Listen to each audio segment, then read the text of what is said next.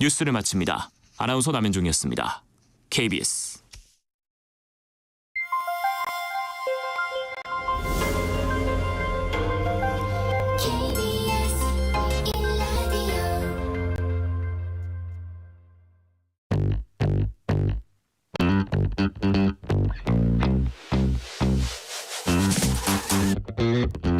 KBS 1라디오 뉴스레터 K.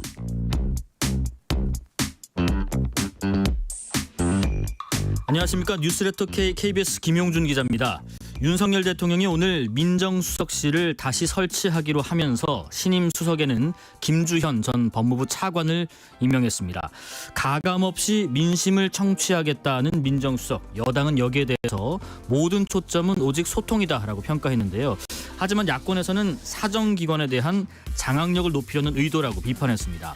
이렇게 대통령실 조직 개편이 이루어지는 가운데 모레 대통령 취임 2주년 기자회견이 소통을 강화하는 자리가 될 수 있을지 주목받고 있습니다. 여야 정치 토크 코너에서 분석해 보겠습니다.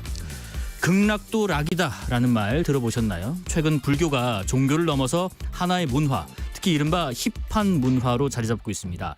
이렇게 힙한 불교 문화를 만드는 데 기여한 요즘 가장 핫한 스님 세 분을 2부 뉴진스 코너에서 만납니다.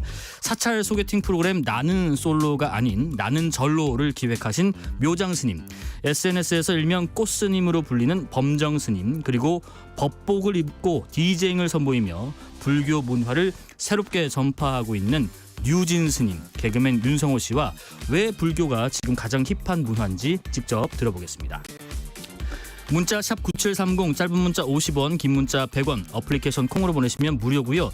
유튜브 KBS 1라디오 계정 채팅으로도 이야기 나누실 수 있습니다. 문자 보내주시면 추첨 통해서 커피 쿠폰 보내드리겠습니다. 여러분의 이야기도 많이 들으십시오. 뉴스레터 K 지금부터 시작합니다.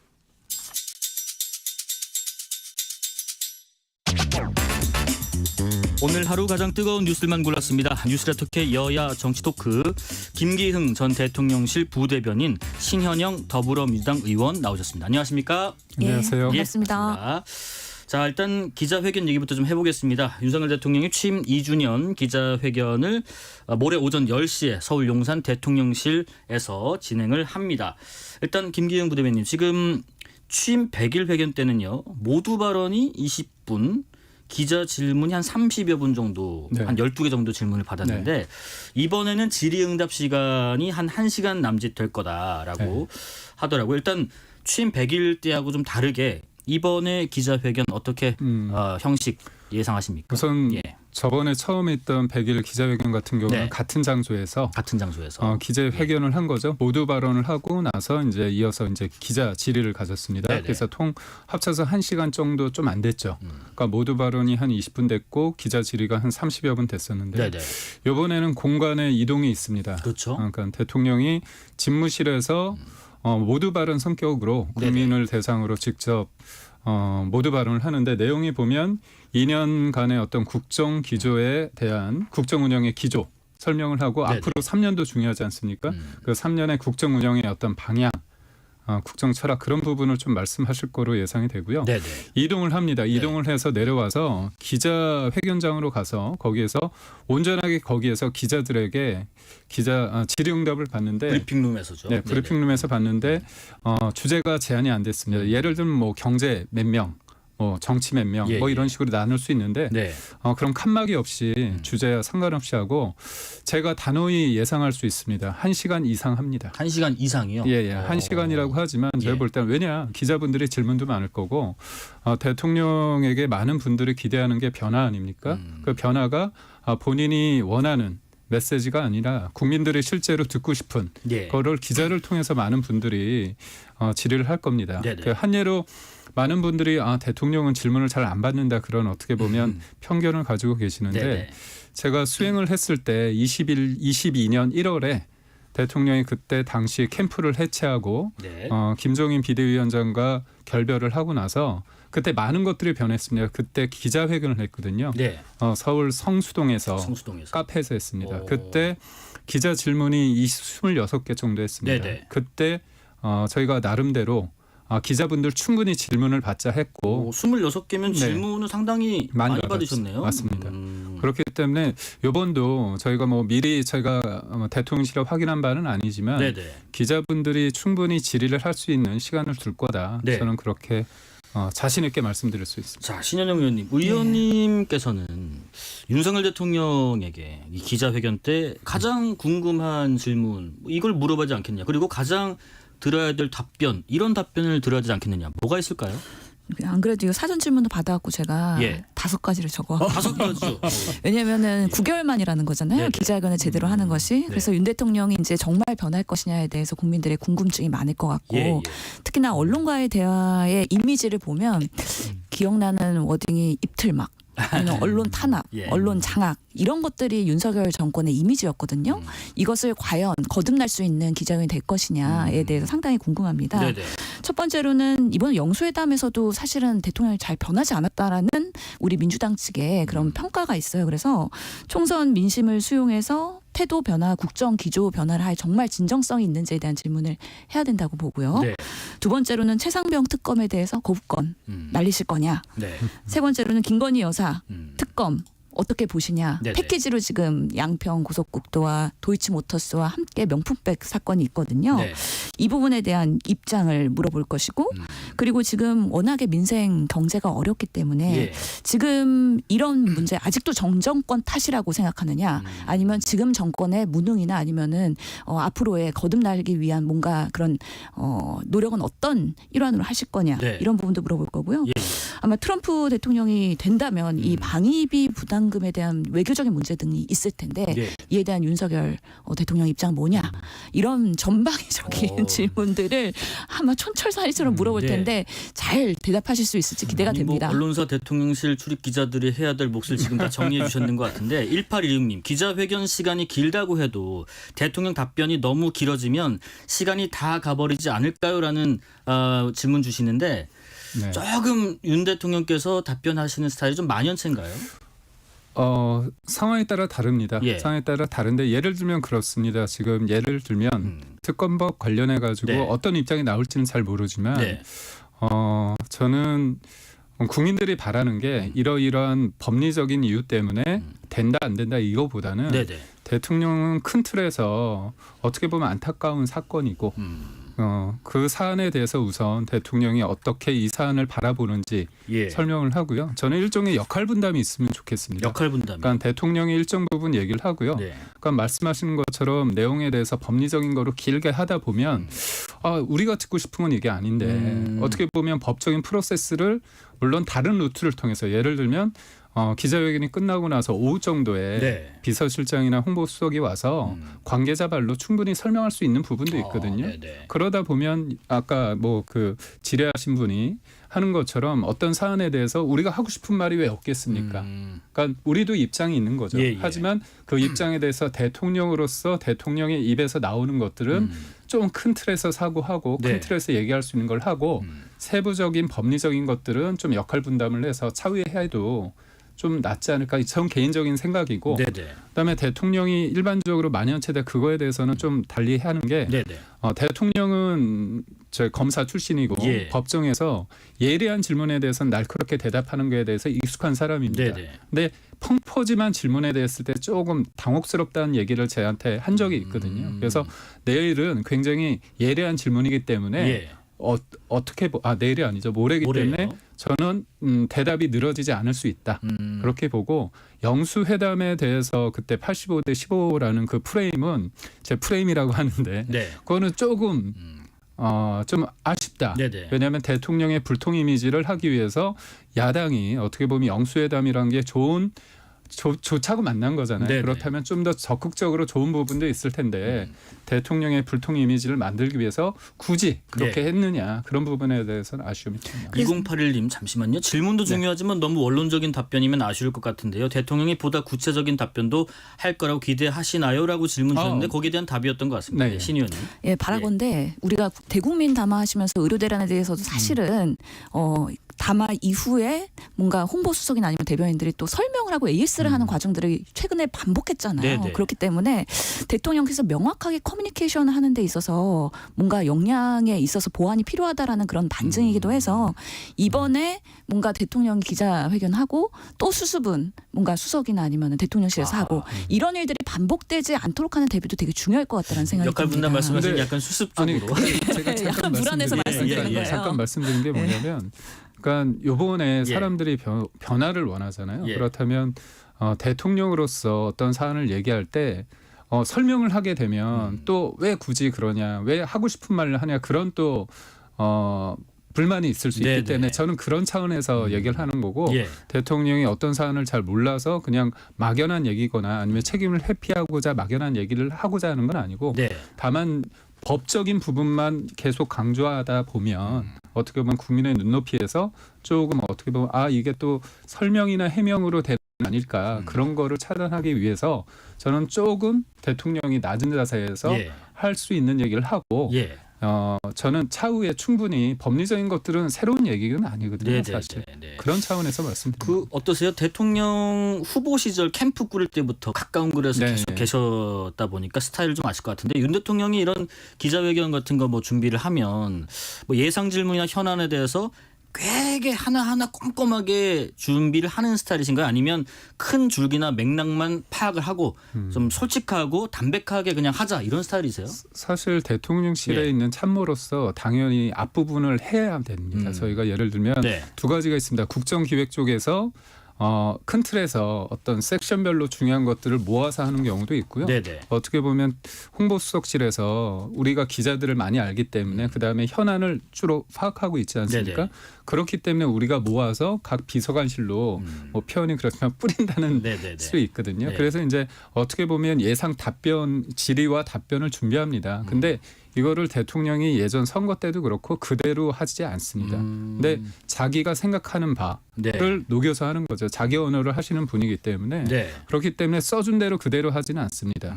근데 그게 즉흥적이거나 그건 아니고요. 네. 본인이 그 사안에 대한 입장을 가지고 있기 때문에 하는데, 저는 그 부분을 하나 좀 말씀드리고 싶어요. 어떤 그러니까 부분이요? 예. 대통령이 책임 있게 자기 언어화하는 것도 중요하지만 네. 때로는 그 이후에 준비하는 과정에서 비서실장이나 홍보수석이나 정무수석이 또 입장이 있을 거 아닙니까? 예, 예. 그러니까 본인이 다 안다는 게 본인이 다 국민의 눈높이를 인지할 수 있는 건 아니거든요. 그래서 이견을 제시할 때 대통령은 또 그 이견을 받아들이는 그런 과정을 거치면 좋겠습니다. 네, 신님 지금 최상병 특검법 그리고 공수처가 일단 수사 진행 중이고, 김건희 여사 관련한 의혹들에 대해서는 서울중앙지검이 수사에 착수한 상황에서 대통령께서 내일 모레 관련 질문이 나오면 어떤 입장을 밝혀야 된다라고 생각하세요?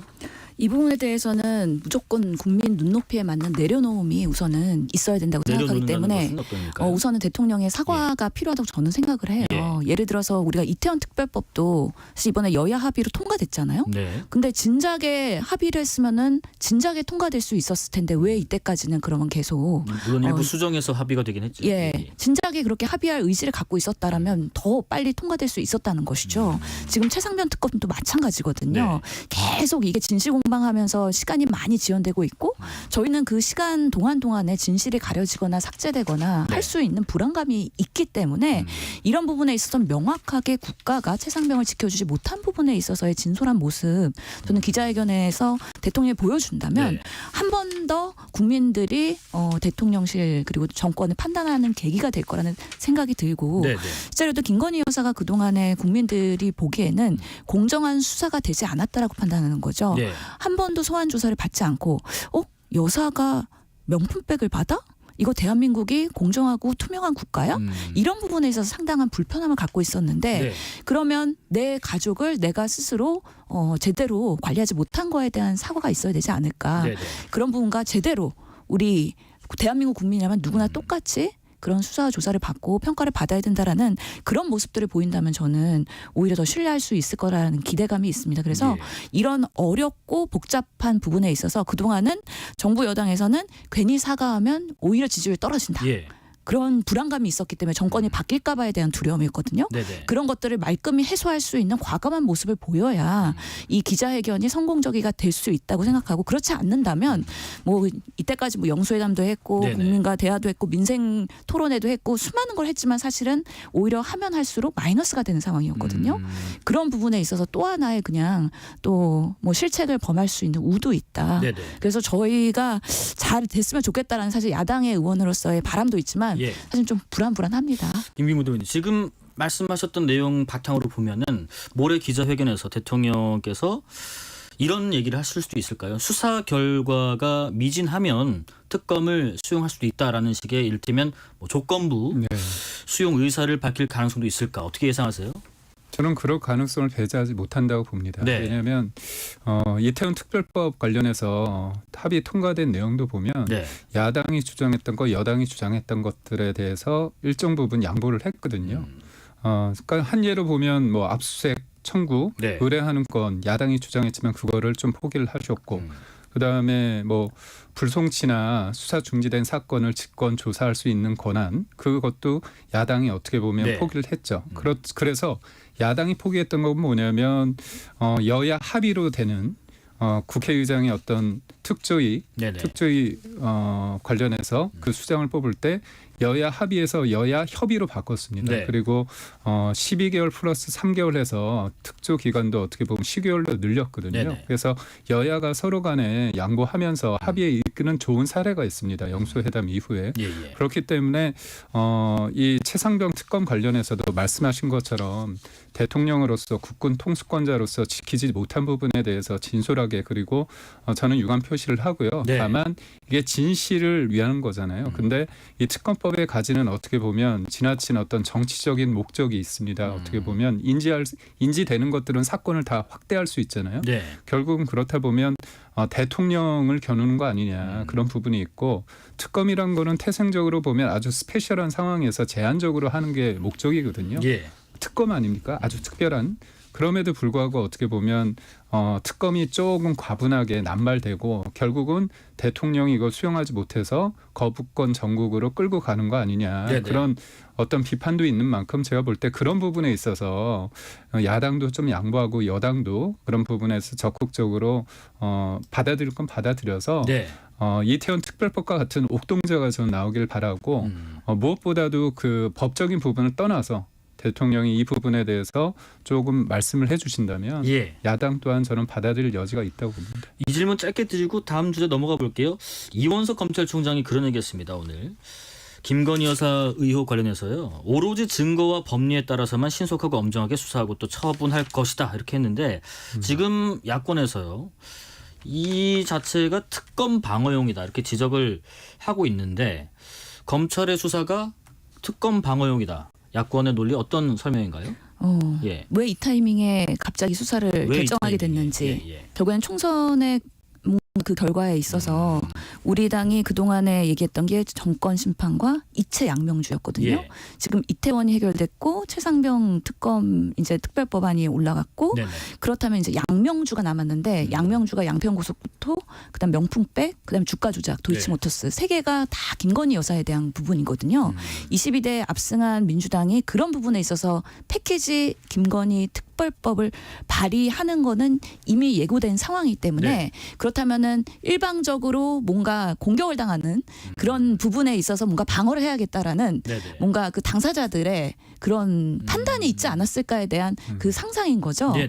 그렇기 때문에 뭔가 저희가 반대를 위한 반대를 하는 국민의힘의 모습을 상당히 많이 봤었는데 그동안에 많은 명분들이 특검을 반대하는 자가 범인이라고 얘기했음에도 불구하고 특검을 반대하는 이유가 네. 특검을 할 만큼 뭐 필요성에 대한 의문을 제기하면서도 수사를 충분히 하지 않았냐. 예. 에 대한 반대 명분이었거든요. 그 네네. 명분을 쌓는 게 지금 이 이원석 검찰총장의 이제 수사 착수가 아닐까 싶긴 하고요. 예. 진작에 빠르게 했었더라면 이런 의심을 하지 않았을 텐데 네. 이제 22대 국회를 앞두고서 이렇게 시작을 하는 것 자체가 뭔가 방패막이 방어용. 그래서 이걸 수사하고 있으니까 특검은 불필요하다. 네. 이런 식으로 또 22대 때 공방이 될 수 있는 우려가 있어서 정말 국민들의 눈높이에서 이만큼 수사를 해야 된다, 더 수사를 해야 된다. 그 정도까지 가려면 추후에는 특검이 필요할 수도 있다. 그래서 지금의 수사에 대해서 부인하는 건 아니지만 네네. 수사를 제대로 하지 않는다면 분명히 특검으로 갈 수 있는 하나의 또 단초가 될 수도 있다라는 생각을 합니다. 신현님께서 왜 이때인가 타이밍 얘기하셨는데 김기영 부대변인 하신 말씀 있을 것 같아요. 그러면 네. 선거 전에 했어야 했는가?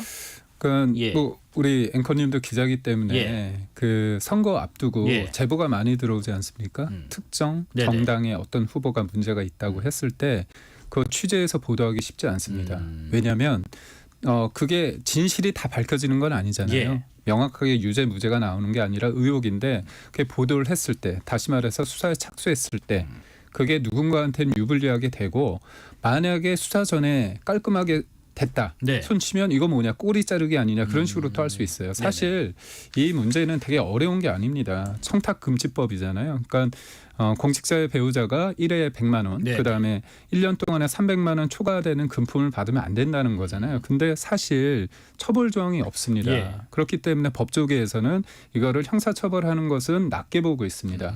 그렇다면 제가 볼 때는 그렇습니다. 이번에 보면 그 법리에 따라서 하겠다는 거 아닙니까? 그거는 그 사람, 그 검찰은 수사를 기본적으로 수사를 통해서 그 존재에 입증하는 기관이잖아요. 네네. 조직이잖아요. 네. 그렇기 때문에 저는 맞는데 여기에서 사실 법에 들여댔는데 사실상 처벌할 상황이 없다고 얘기하면 그거 봐주기 수사 아니냐, 계속 끌고 갈 상황도 있습니다. 네. 그렇기 때문에 어떻게 본다면 이게 법리적인 부분과 사실 정서적인 부분이 있는 거예요. 그렇기 때문에 그러니까 법이라는 것이 법 적용에 예외도 없어야 되지만 법에 또 평등해야 되거든요. 네네네. 그렇기 때문에 저는 수사는 받으면 됩니다. 예. 그거에 대해서 뭐 서면 조사든 아니면 소환 조사든 아니면 뭐 방문 조사든 하면 되는 거고, 알겠습니다. 저는 그것을 하는 데 있어서 그게 방탄용이다, 이렇게 방어용이다 이렇게 얘기하지 마시고 또 네. 하나 제가 짧게 말씀드린다면 지금 그 박찬대 원내대표는 또 음모론인가요?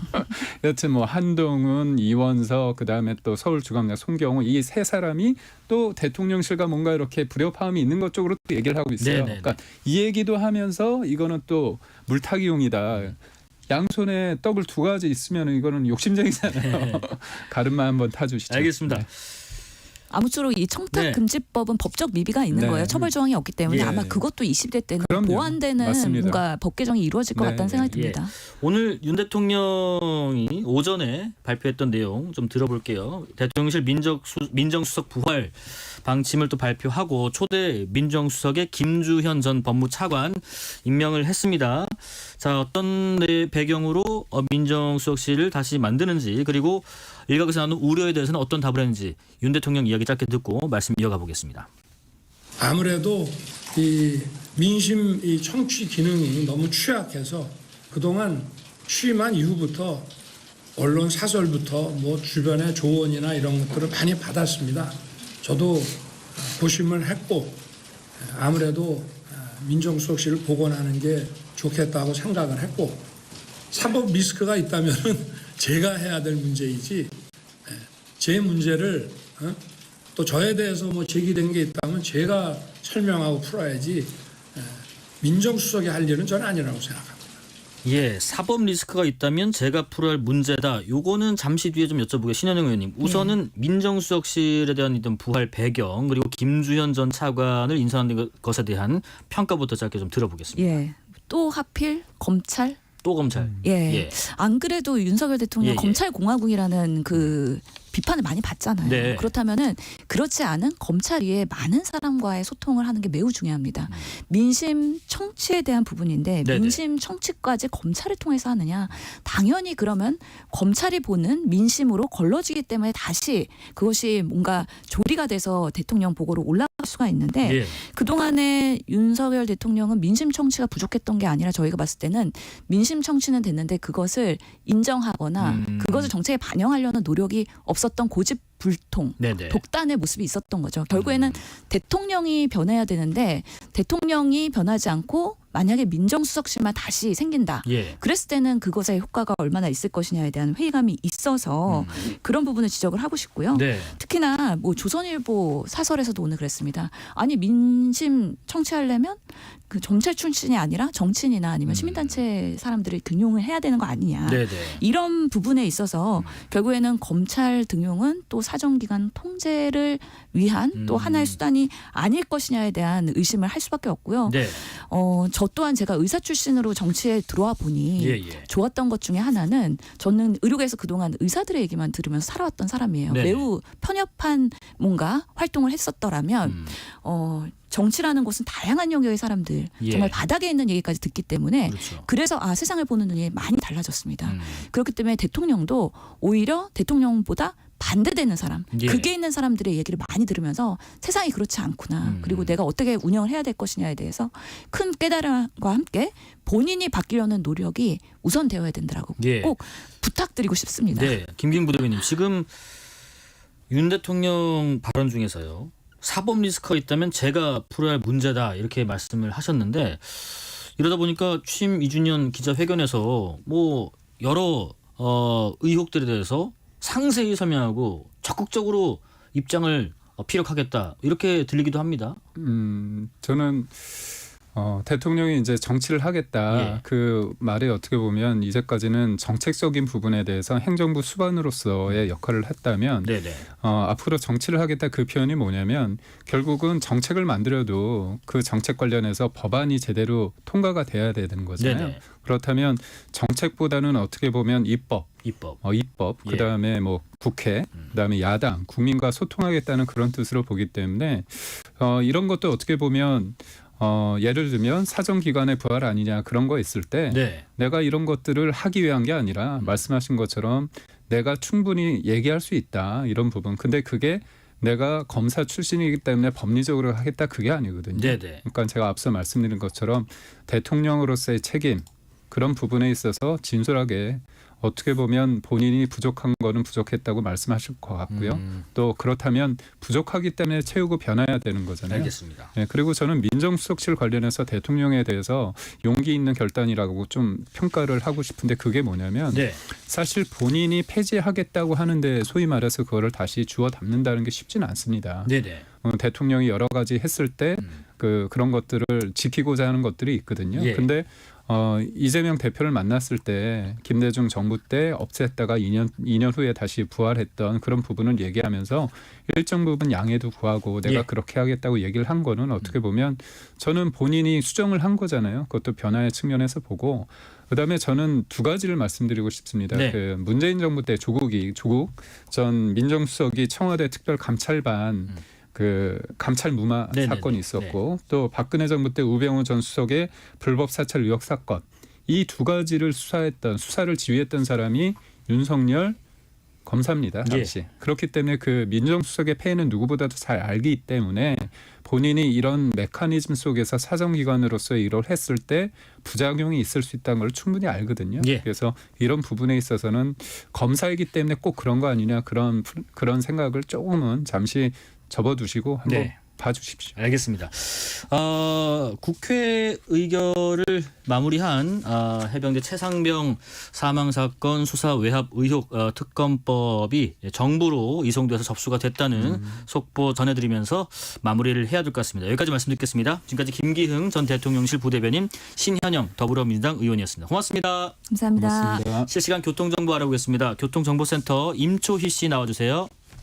네, 이 시각 교통정보입니다. 오늘도 곳곳이 빗길입니다. 퇴근길, 빗길 교통 안전에 유의하시기 바랍니다. 서울 시내 내부순환도로 성산 쪽 월곡에서 성산 램프까지 정체 이어집니다. 강변북로 일산 쪽은 동호대교에서 난지 나들목까지 밀리고요. 분당 수서로 성남 방향 탕천일교 부근 3차로에 고장난 차가 있는데요. 처리 작업이 안 되고 있습니다. 뒤로 청담대교 북단부터 정체고요. 반대 청담대교 쪽으로는 배달은 복정에서 탄천 1교까지 밀려서 20분 정도 걸리고요. 수서 부근 3차로에도 고장난 차가 서 있어서 차선 변경 잘하시기 바랍니다. 수도권 제일순환고속도로 구리에서 일산 쪽으로는 수락산 터널 1차로에서 사고가 났습니다. 뒤로 별내부터 사고 여파 봤고요. 반대 일산에서 구리 쪽은 고양분기점에서 양주 요금소 부근까지 교통량 늘었습니다. KBS 교통정보센터였습니다. 퇴근길 당신과 함께 읽는 세상 이야기 KBS 일라디오 뉴스레터 K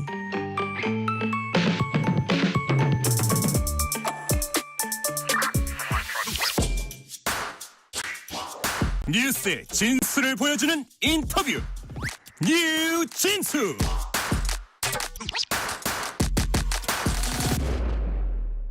뉴스의 진수를 보여주는 인터뷰 뉴진수. 청취자분들 중에서 이제 곧 퇴근하시고 집에서 저녁 챙겨 드셔야 하는 분 많을 텐데요. 아마 밥은 없고 또 밥하긴 귀찮고 나가긴 더 귀찮고 배달해서 먹자 이런 분들이 있으실 겁니다. 근데 요즘에 배달 앱에 배달비도 무료라고 하니까 더 시키고 싶으시죠?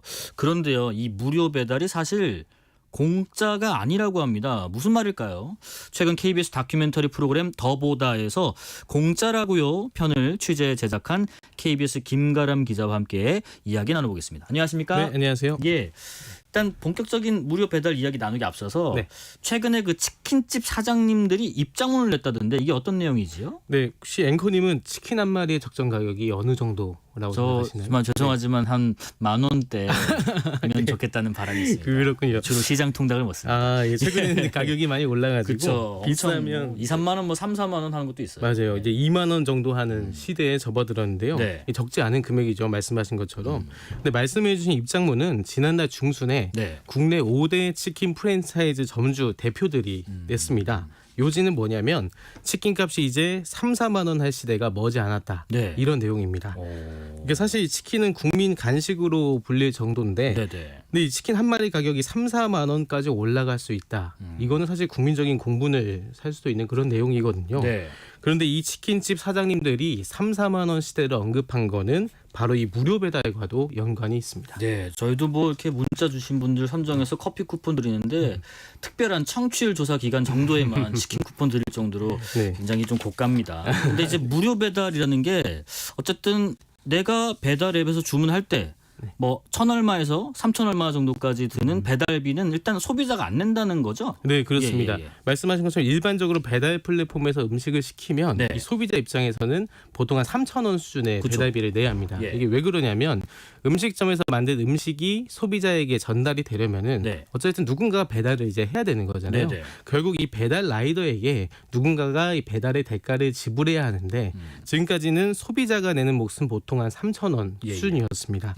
그런데 지난 3월에 쿠팡이츠가 소비자에게 이제 배달비를 받지 않겠다. 맞아요. 이러면서 가장 먼저 무료 배달을 시작했고 바로 이제 일주일 만에 배달의 민족도 무료 배달을 하겠다 이렇게 밝혔고요. 네. 뒤이어서 요기요도 동참하면서 빅3 배달 플랫폼이 모두 무료 배달을 시행하게 됐습니다. 그러니까 소비자 입장에서는 안 그래도 요즘 고물가 때문에 좀 힘든데 네. 배달비 건마다 3,000원씩 아끼게 됐으니까 큰 혜택으로 다가올 수밖에 없는 거죠. 근데 앞선 잠깐 말씀하고 뒤에 얘기를 들어보면은 그러니까 무료 배달이 자영업자한테 무슨 영향을 미치기 때문에 치킨값이 뭐 앞으로 3, 4만 될 수 있다 이런 우려도 나오는 것 같은데 어떤 연관관계인지도 궁금해요.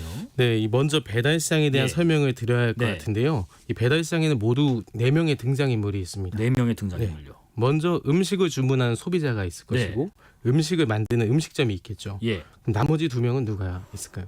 뭐 배달하신 분 계실 테고요. 한 분이 누굴까요? 배달 플랫폼. 아, 배달 플랫폼. 네네. 맞습니다. 근데 이 배달 라이더를 누가 부르느냐에 따라서 주문 방식이 크게 네. 두 가지로 나뉘게 됩니다. 두 가지요. 네.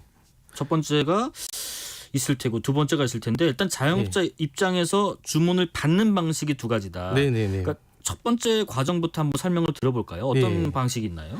맞습니다. 이 첫 번째는 배달 플랫폼이 음식 주문만 중개해주고 네. 배달은 음식점에서 알아서 하는 방식입니다.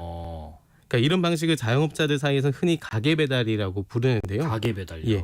보통 음식점은 이 배달 대행 업체를 통해서 음식을 배달하게 되고요. 그렇죠. 이 경우에는 이제 배달 대행 업체가 가져가는 배달비는 한 4,000원 정도. 4,000원 정도요. 예, 예. 근데 여기서 음식점과 소비자가 얼마씩 부담할지는 음식점이 결정하게 됩니다. 근데 일반적으로 음식점이 1,000원을 내고 이 나머지 3,000원은 고객에게 부담을 시키는데요. 네. 앞서 제가 소비자가 부담하는 배달비가 한 3,000원 정도였다. 이렇게 말씀드린 게 바로 이런 이유에서입니다. 그 첫 번째 방식은 주문만 중개해주고 배달 라이더는 음식점이 부르는 가게에서 배달을 하는 거. 두 번째 주문 방식은 어떤 거죠? 그 두 번째는 예. 배달 플랫폼이 음식 주문도 중개해주고 예. 이 배달 라이더까지 중개해주는 방식입니다. 그러니까 이른바 이 자체 배달이라고 부르는데요. 아, 아까는 가게 배달이고요. 네. 네네. 그러니까 언뜻 보면 음식점 입장에서는 뭐 배달까지 알아서 플랫폼이 해주니까 예. 더 편리한 거 아니냐 그렇죠. 이렇게 생각할 수도 있는데 네. 이 주문 방식에는 이 방금 전에 말씀드린 가게 배달이 없는 게 한 가지가 있습니다. 뭐예요? 바로 이 중개 수수료입니다. 아, 중개 수수료. 음식값의 일정 비율을 플랫폼의 중개 수수료로 내야 하는데 네. 이 배달의 민족은 6.8%, 이 쿠팡이츠는 9.8%의 수수료를 적용하고 있습니다.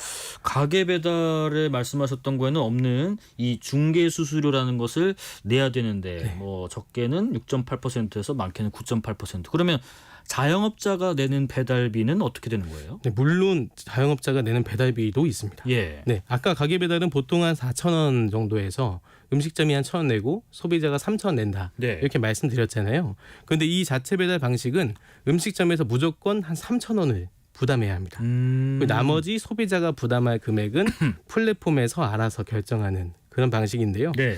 그러니까 음식점 입장에서 보면 이 자체 배달과 가게 배달을 비교했을 때 이 네. 자체 배달 같은 경우에는 중개 수수료도 부담하게 되고 그렇죠. 배달비 부담도 더 커지게 되는 겁니다.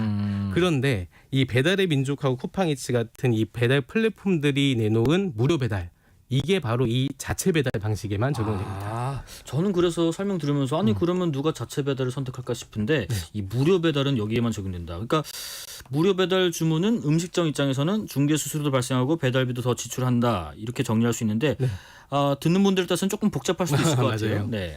맞습니다.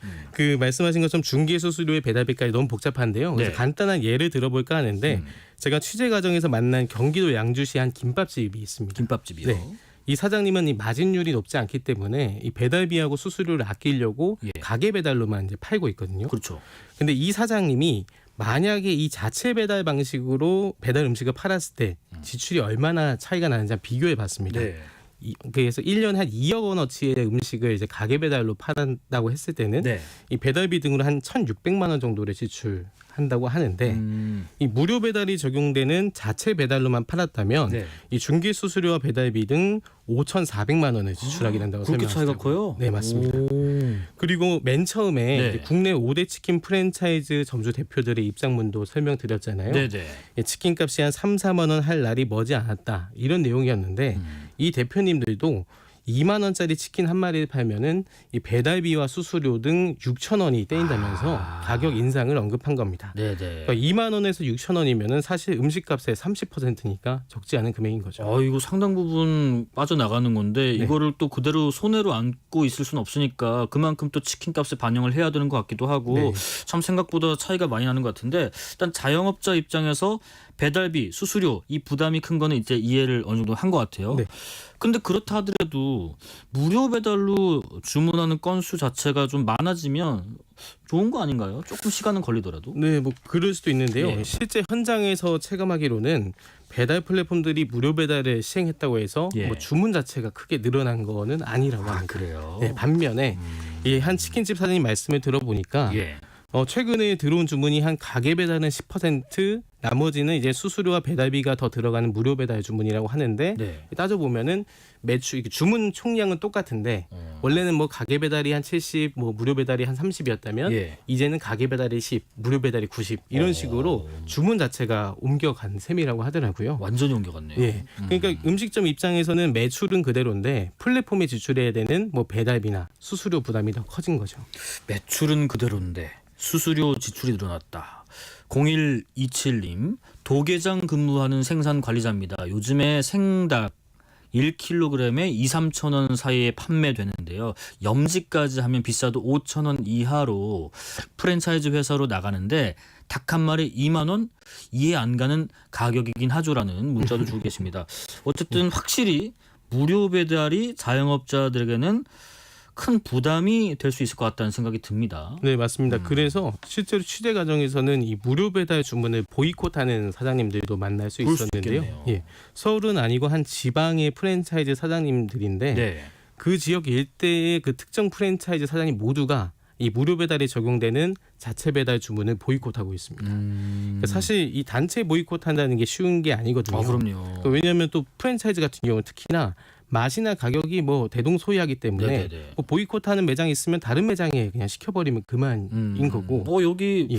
땡땡 치킨 안 나네? 그럼 저쪽 지점에서 하지 뭐 거리도 얼마 차이 안 나는데. 맞습니다. 그러면 결국에는 한 지점이라도 보이콧에 참여하지 않으면 네. 이 보이콧에 참여한 매장 입장에서는 이 고객을 뺏기게 되지 않을까 이런 불안감이 있을 수밖에 없는 거죠. 예. 근데 그런데도 불구하고 자체 배달 주문이 확산하면은 우리 모두 다 망한다.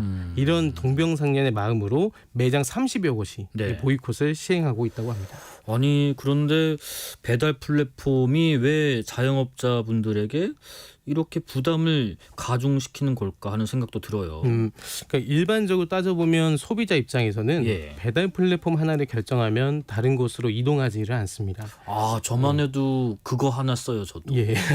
저쪽 건 안 쓰게 되더라고요. 맞습니다. 예를 들어서 배달의 민족을 쓰는 사람은 쭉 배달의 민족 쓰지 뭐 쿠팡이츠나 요기요 막 이렇게 건너가지는 않거든요. 네 반대 케이스도 마찬가지고요. 예, 맞습니다. 근데 반면에 음식점 입장에서는 이른바 멀티호밍이라는 걸 하는데요. 멀티호밍. 예, 이 멀티호밍이 뭐냐면 한 이용자가 여러 가지의 플랫폼을 이용하는 현상을 의미합니다. 예. 그러니까 음식점 입장에서는 아무래도 주문을 받을 수 있는 채널을 좀 늘리기 위해서 배달의 민족으로도 주문을 받고 쿠팡이츠로도 주문을 받고 그렇죠. 뭐 이렇게 하는 거죠. 매장에 한 번씩 이렇게 포장 주문하러 기다리면 네.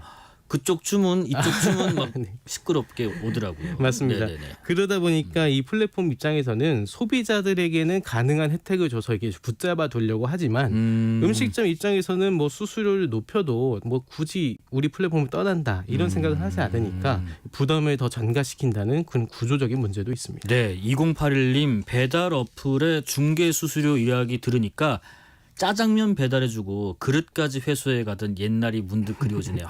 저도 생각납니다. 그 철가방에 오셨던 분들. 자, 무료 배달로 자영업자들의 부담이 늘어난다 이런 지적에 대해서 배달 플랫폼 입장에서도 뭐 할 말이 있을 것 같아요. 네, 뭐 네. 우선 배달 시장 1위인 배달의 민족은 네. 다른 경쟁사보다는 낮은 중개 수수료를 적용하고 있다.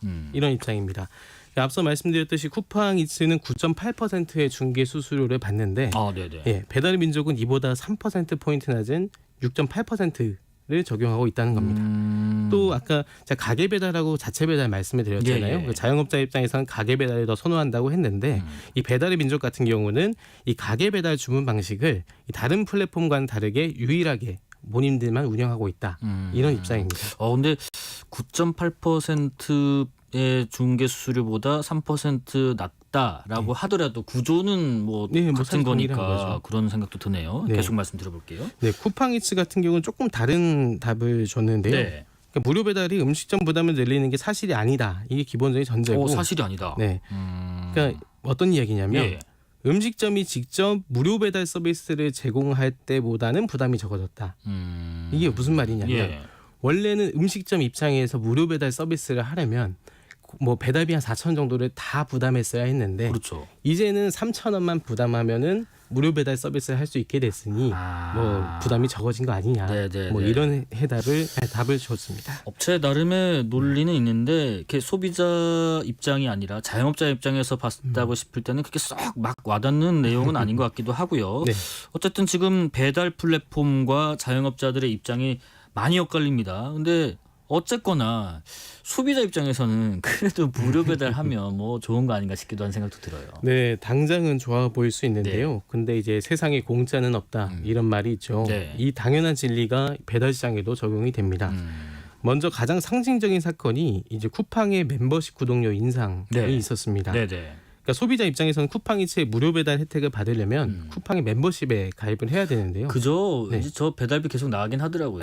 아 이걸 가입해야지 무료 배달 갈 수 있는 거고. 그렇습니다. 네. 그런데 이 쿠팡이츠가 무료 배달을 선언한 지 보름여 만에 네. 이 쿠팡의 멤버십 구독료를 50% 넘게 인상했습니다. 너무 많이 올렸는데요. 맞습니다. 네. 원래는 한 4,990원을 내면 멤버십을 유지할 수 한 있었는데 5천 원 정도. 네, 이제는 7,890원으로 한 3,000원이 오른 겁니다. 한 8천 원 정도면 이게 내가 이만큼 멤버십을 구독하고 무료 배달해서 이득을 봤다 싶으면 되게 많이 시켜야지 좀 남는 것 같다는 생각도 들고요. 네, 맞습니다. 오. 그렇다 보니까 이 무료 배달이 혜택이라기보다는 뭐 그게 그거 아니야? 뭐 이렇게 생각하는 시민분들도 만날 수 있었습니다. 예, 또 다른 사례도 혹시 있을까요? 네, 치킨집 사장님의 입장문 여러 번 말씀드리는데요. 네. 아까 앵커님도 말씀하셨듯이 이 입장문이 단순히 입장문에 그치지 않고 실제로 음식 가격 인상으로 이어지고 있습니다. 3-4만 원대까지 갈 조짐이 보여요. 아직 그 정도까지는 정도는 아닌데요. 아니지만, 네, 예, 예. 조금씩 올라가고 있는데요. 먼저 굽네 치킨 같은 경우가 네. 있는데 굽네 치킨 같은 경우는 주요 품목에 대해서 10% 가격 인상을 결정했습니다. 아 그래요. 네, 원래 이 주력 메뉴가 한 18,000원 네. 수준이었는데 네. 1,900원을 이제 인상하면서 뭐 2만 원이네요. 네, 사실상 2만 원이 된 거죠. 그리고 또 다른 치킨 프랜차이즈인 파파이스 네. 역시도 주요 품목에 대해서 평균 4% 정도 가격을 올렸습니다. 결국 무료 배달로 이 소비자 입장에선 배달비 부담은 줄었지만 음식 가격이 비싸지면서 사실상 소비자도 손해를 입게 된 겁니다. 딱 들으니까 와닿네요. 이게 치킨값이 오른 게 저희는 네. 사실 뭐 이런 물가 상승률 요즘에 어려운 그런 시장 경제의 좀 반영 때문일 거라고 생각했었는데 이런 배달비 관련된 중개 수수료 문제도 포함이 되어 있는 것 같다는 생각이 듭니다. 4765님 배달 플랫폼 중개 수수료를 많이 지불할수록 가게의 노출도 편파적으로 하는 것 같습니다. 죽겠습니다. 이분 여기 직접 운영하시는 자영업자이신 것 같기도 하고요. 박성준님, 전 가게에 전화로 주문해 놓고 받으러 가요. 받으러 가니까 포장 할인도 해주고 서비스도 더 주고 배달 어플로 시키는 것보다 왜 이렇게 차이 날까 생각했는데 기자님 설명 들으니까 이해가 되네요. 사실 저도 이과예요. 저 직접 주문을 전화로 해서 네네. 포장 몇십 분 있다 가지러 갈게요. 이렇게 하면은 할인도 해주고 실제 그러다 보니까 뭐 운동도 할 겸 갔다 오긴 하는데 어쨌든 지금 배달 관련된 이야기를 좀 해보고 있고요. 참 소비자들의 피해도 피해인데 이 배달 시장 자체도 이런 식이면 나쁜 영향을 미치게 될 거다 이런 지적도 나오겠어요. 네, 그렇습니다. 이 앞서서 파파이스의 가격 인상 소식 말씀드렸잖아요. 네.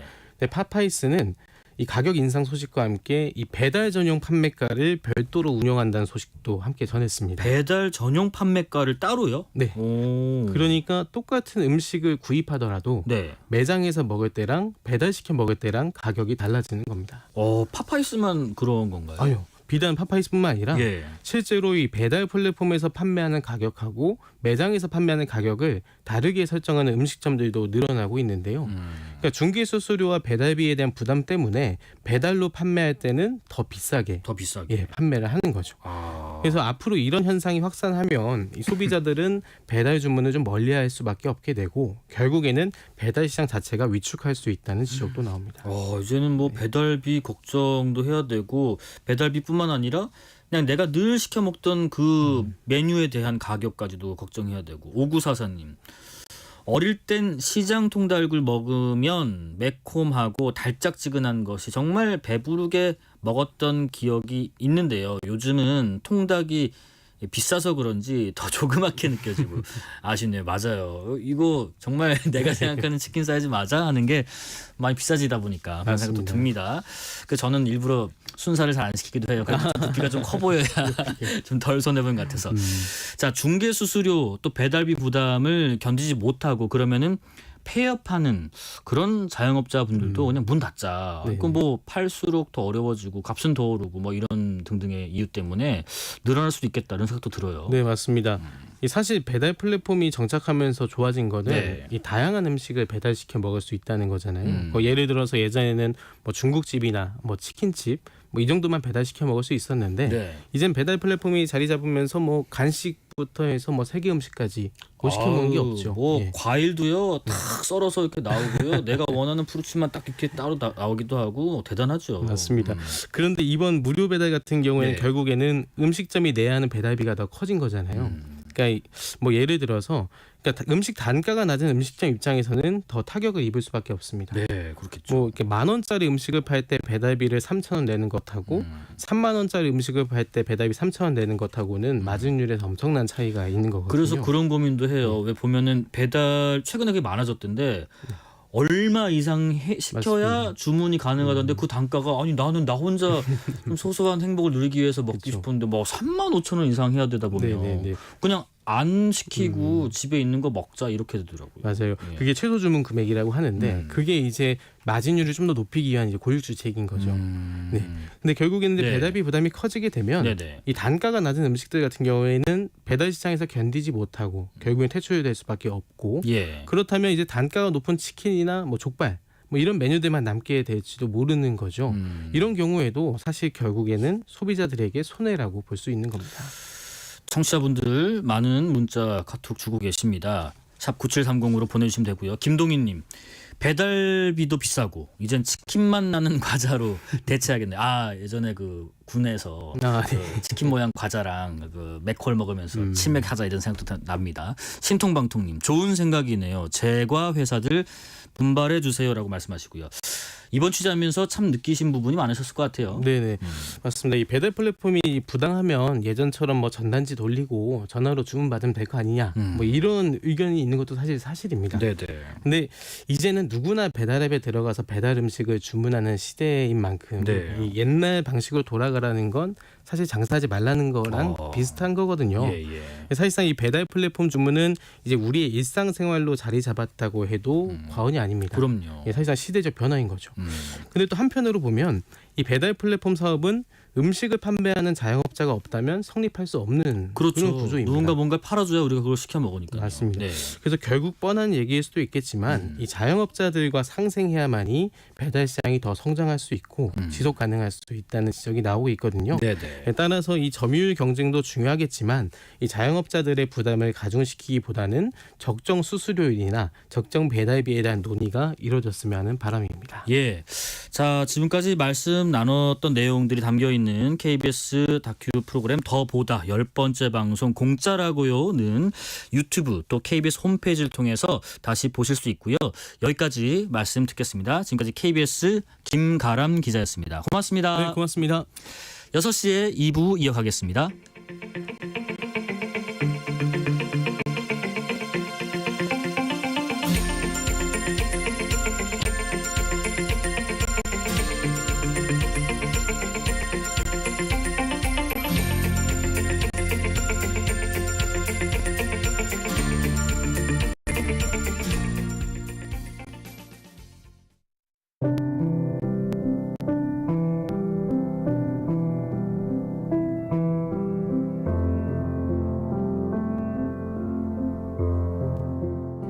KBS 라디오 연중기획 희망충전 대한민국 585번째 이야기.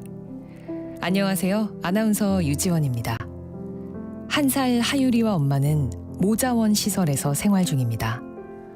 어린 나이에 하유리를 출산한 후 쭉 이곳에서 살아온 두 사람.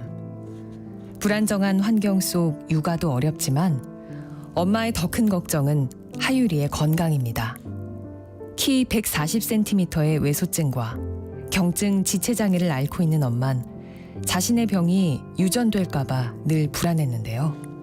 안타깝게도 얼마 전 검진에서 하유리의 신체 발달이 또래에 비해 현저히 느리다는 진단을 받았습니다. 아이에게 안정된 환경과 건강한 신체를 주지 못해 한없이 미안하기만 한 엄마. 오늘도 엄마는 하유리의 치료만을 생각하며 힘겹고 고된 작업을 견뎌냅니다. 서로가 전부인 엄마와 하유리가 밝고 건강한 삶을 살 수 있도록 여러분의 응원과 격려를 보내주세요. 여러분의 따뜻한 손길이 희망의 빛이 됩니다. ARS 060-700-1580 060-700-1580 한 통화 3,000원으로 희망을 선물해주세요. KBS 라디오 연중기획 희망충전 대한민국은 초록우산 어린이재단, 인탑스 주식회사, 그리고 청취자 여러분과 함께합니다. ARS 060 700-1580 한 통화 3,000원입니다.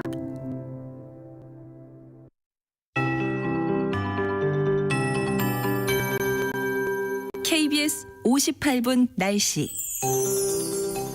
눈개비라고 가느다란 비의 형태가 있는데요. 서울 등 대부분 지역으로 약하게 비가 뿌려지고 있습니다. 내일 새벽까지 남쪽 지방으로는 비가 간간히 더 이어지겠고요. 서울, 경기 북부는 오늘 오후까지, 또 경기 남부와 영동 지역은 오늘 밤까지 비가 더 이어질 걸로 보입니다. 오늘 그래서 하늘 바탕은 흐리겠고요. 충청 이남은 내일 새벽까지 비가 이어지면서 이쪽은 5에서 20mm, 서울, 경기 등 5mm 미만의 비가 조금 더 내리겠습니다. 모레까지 동해안에, 내일부터는 경남권 남해안과 제주 해안에 너울성 파도가 높겠습니다. 해안가 접근은 자제하시는 게 좋겠습니다. 바다의 물결의 경우는 현재 동해상에 풍랑특보 내려져 있습니다. 모레까지 물결이 동해 쪽은 높겠고요. 서해 먼바다는 내일 새벽까지 최대 4m로 일겠습니다. 남해와 제주 해상은 내일 물결이 최대 4m 안팎으로 높게 일 것으로 보여서 주의하셔야겠습니다. 기온을 보면 모레까지 평년보다 낮겠습니다. 조금 서늘하겠습니다. 오늘 서울의 낮 기온 15도로 평년보다 7.7도나 낮았습니다. 내일 아침에도 쌀쌀합니다. 서울 11도, 대관령 4도 등 7도에서 12도 분포가 되겠고요. 낮 기온 서울 21도, 전주 20도 등 16에서 22도가 되겠습니다.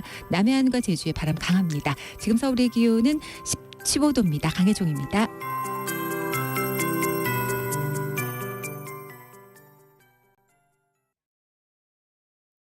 정성을 다하는 국민의 방송 KBS가 6시를 알려드립니다. AM 711kHz, FM 97.3MHz, KBS 1라디오입니다. HLKA.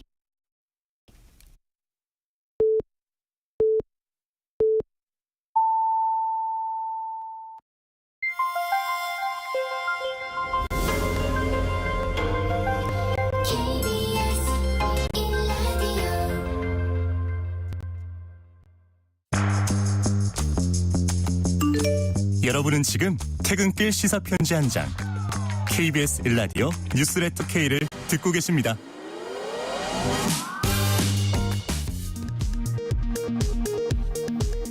이 시각 라디오 정보센터 뉴스입니다. 윤석열 대통령이 민정수석 비서관실을 신설하면서 김주현 전 법무부 차관을 신임 민정수석으로 임명했습니다. 윤 대통령은 그동안 민심 청취 기능이 취약했다고 임명 배경을 설명했습니다. 이원석 검찰총장이 윤석열 대통령 배우자 김건희 여사의 명품 가방 수수 의혹 수사와 관련해 오로지 증거와 법리에 따라서만 신속하고 엄정하게 수사해서 처분할 것이라고 말했습니다. 의대 증원 논의 과정에서 회의록이 작성되지 않았다는 의혹과 관련해 일부 전공의가 보건복지부 장차관 등을 고발했습니다. 정부는 관련 법상 작성 의무를 지켰다고 반박했습니다. 마른 김 도매 가격이 1년 만에 80% 치솟아 월 평균 10,000원을 처음 넘어섰습니다. 수산업 관측센터는 김 도매 가격이 올해 12월까지는 10,000원에서 11,000원을 유지할 것으로 전망했습니다. 휴전한 수용을 거부한 이스라엘이 가자지구 마지막 피난처인 라파 국경검무소 부근을 장악하며 지상전 수순을 밟고 있습니다. 지금까지 라디오 정보센터 뉴스 편유희였습니다.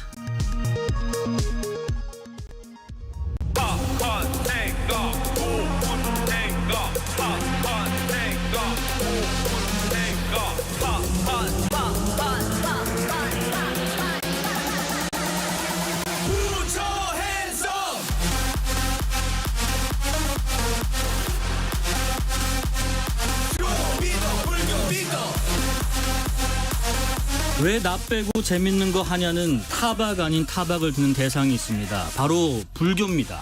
극락도 락이다, 부처 핸섬을 외치는 EDM 디제잉 류진 스님, 나는 솔로의 인기를 넘보는 사찰 소개팅 나는 절로를 기획한 묘장 스님, SNS 팔로워 수 3만 명이 넘는 MZ들의 소통 창구 꽃스님, 범정 스님까지 이 종교의 의미를 넘어서 하나의 문화로 자리 잡게 한 힙해진 불교 그 주역 3인방을 한자리에 모시고 뉴스레터 K 우리들끼리 또 재밌는 것 해볼까 합니다. 자, 세 분 인사를 드리겠습니다. 성불하십시오. 네, 성불하세요. 네. 예. 이렇게 불교에서 인사드리는 거 맞죠? 네네, 이렇게 합장 인사라. 네. 네네네. 자, 우선 지금 세 분께서 청취자분들께 차례로 인사와 좀 짤막한 자기소개를 부탁드릴 텐데 범정 스님은 거의 다 오신 대로 저희가 인사드리고요. 일단은 본명 뉴진, 실명 예. 개그맨 윤성호 씨인 예. 뉴진 스님 인사해 주실까요? 매일매일 나아가라는 본명에서 새롭게 나아가라는 본명을 바꿨습니다. 예. 새로울 뉴, 영어로 NEW, 나아갈 진 한자입니다. 예.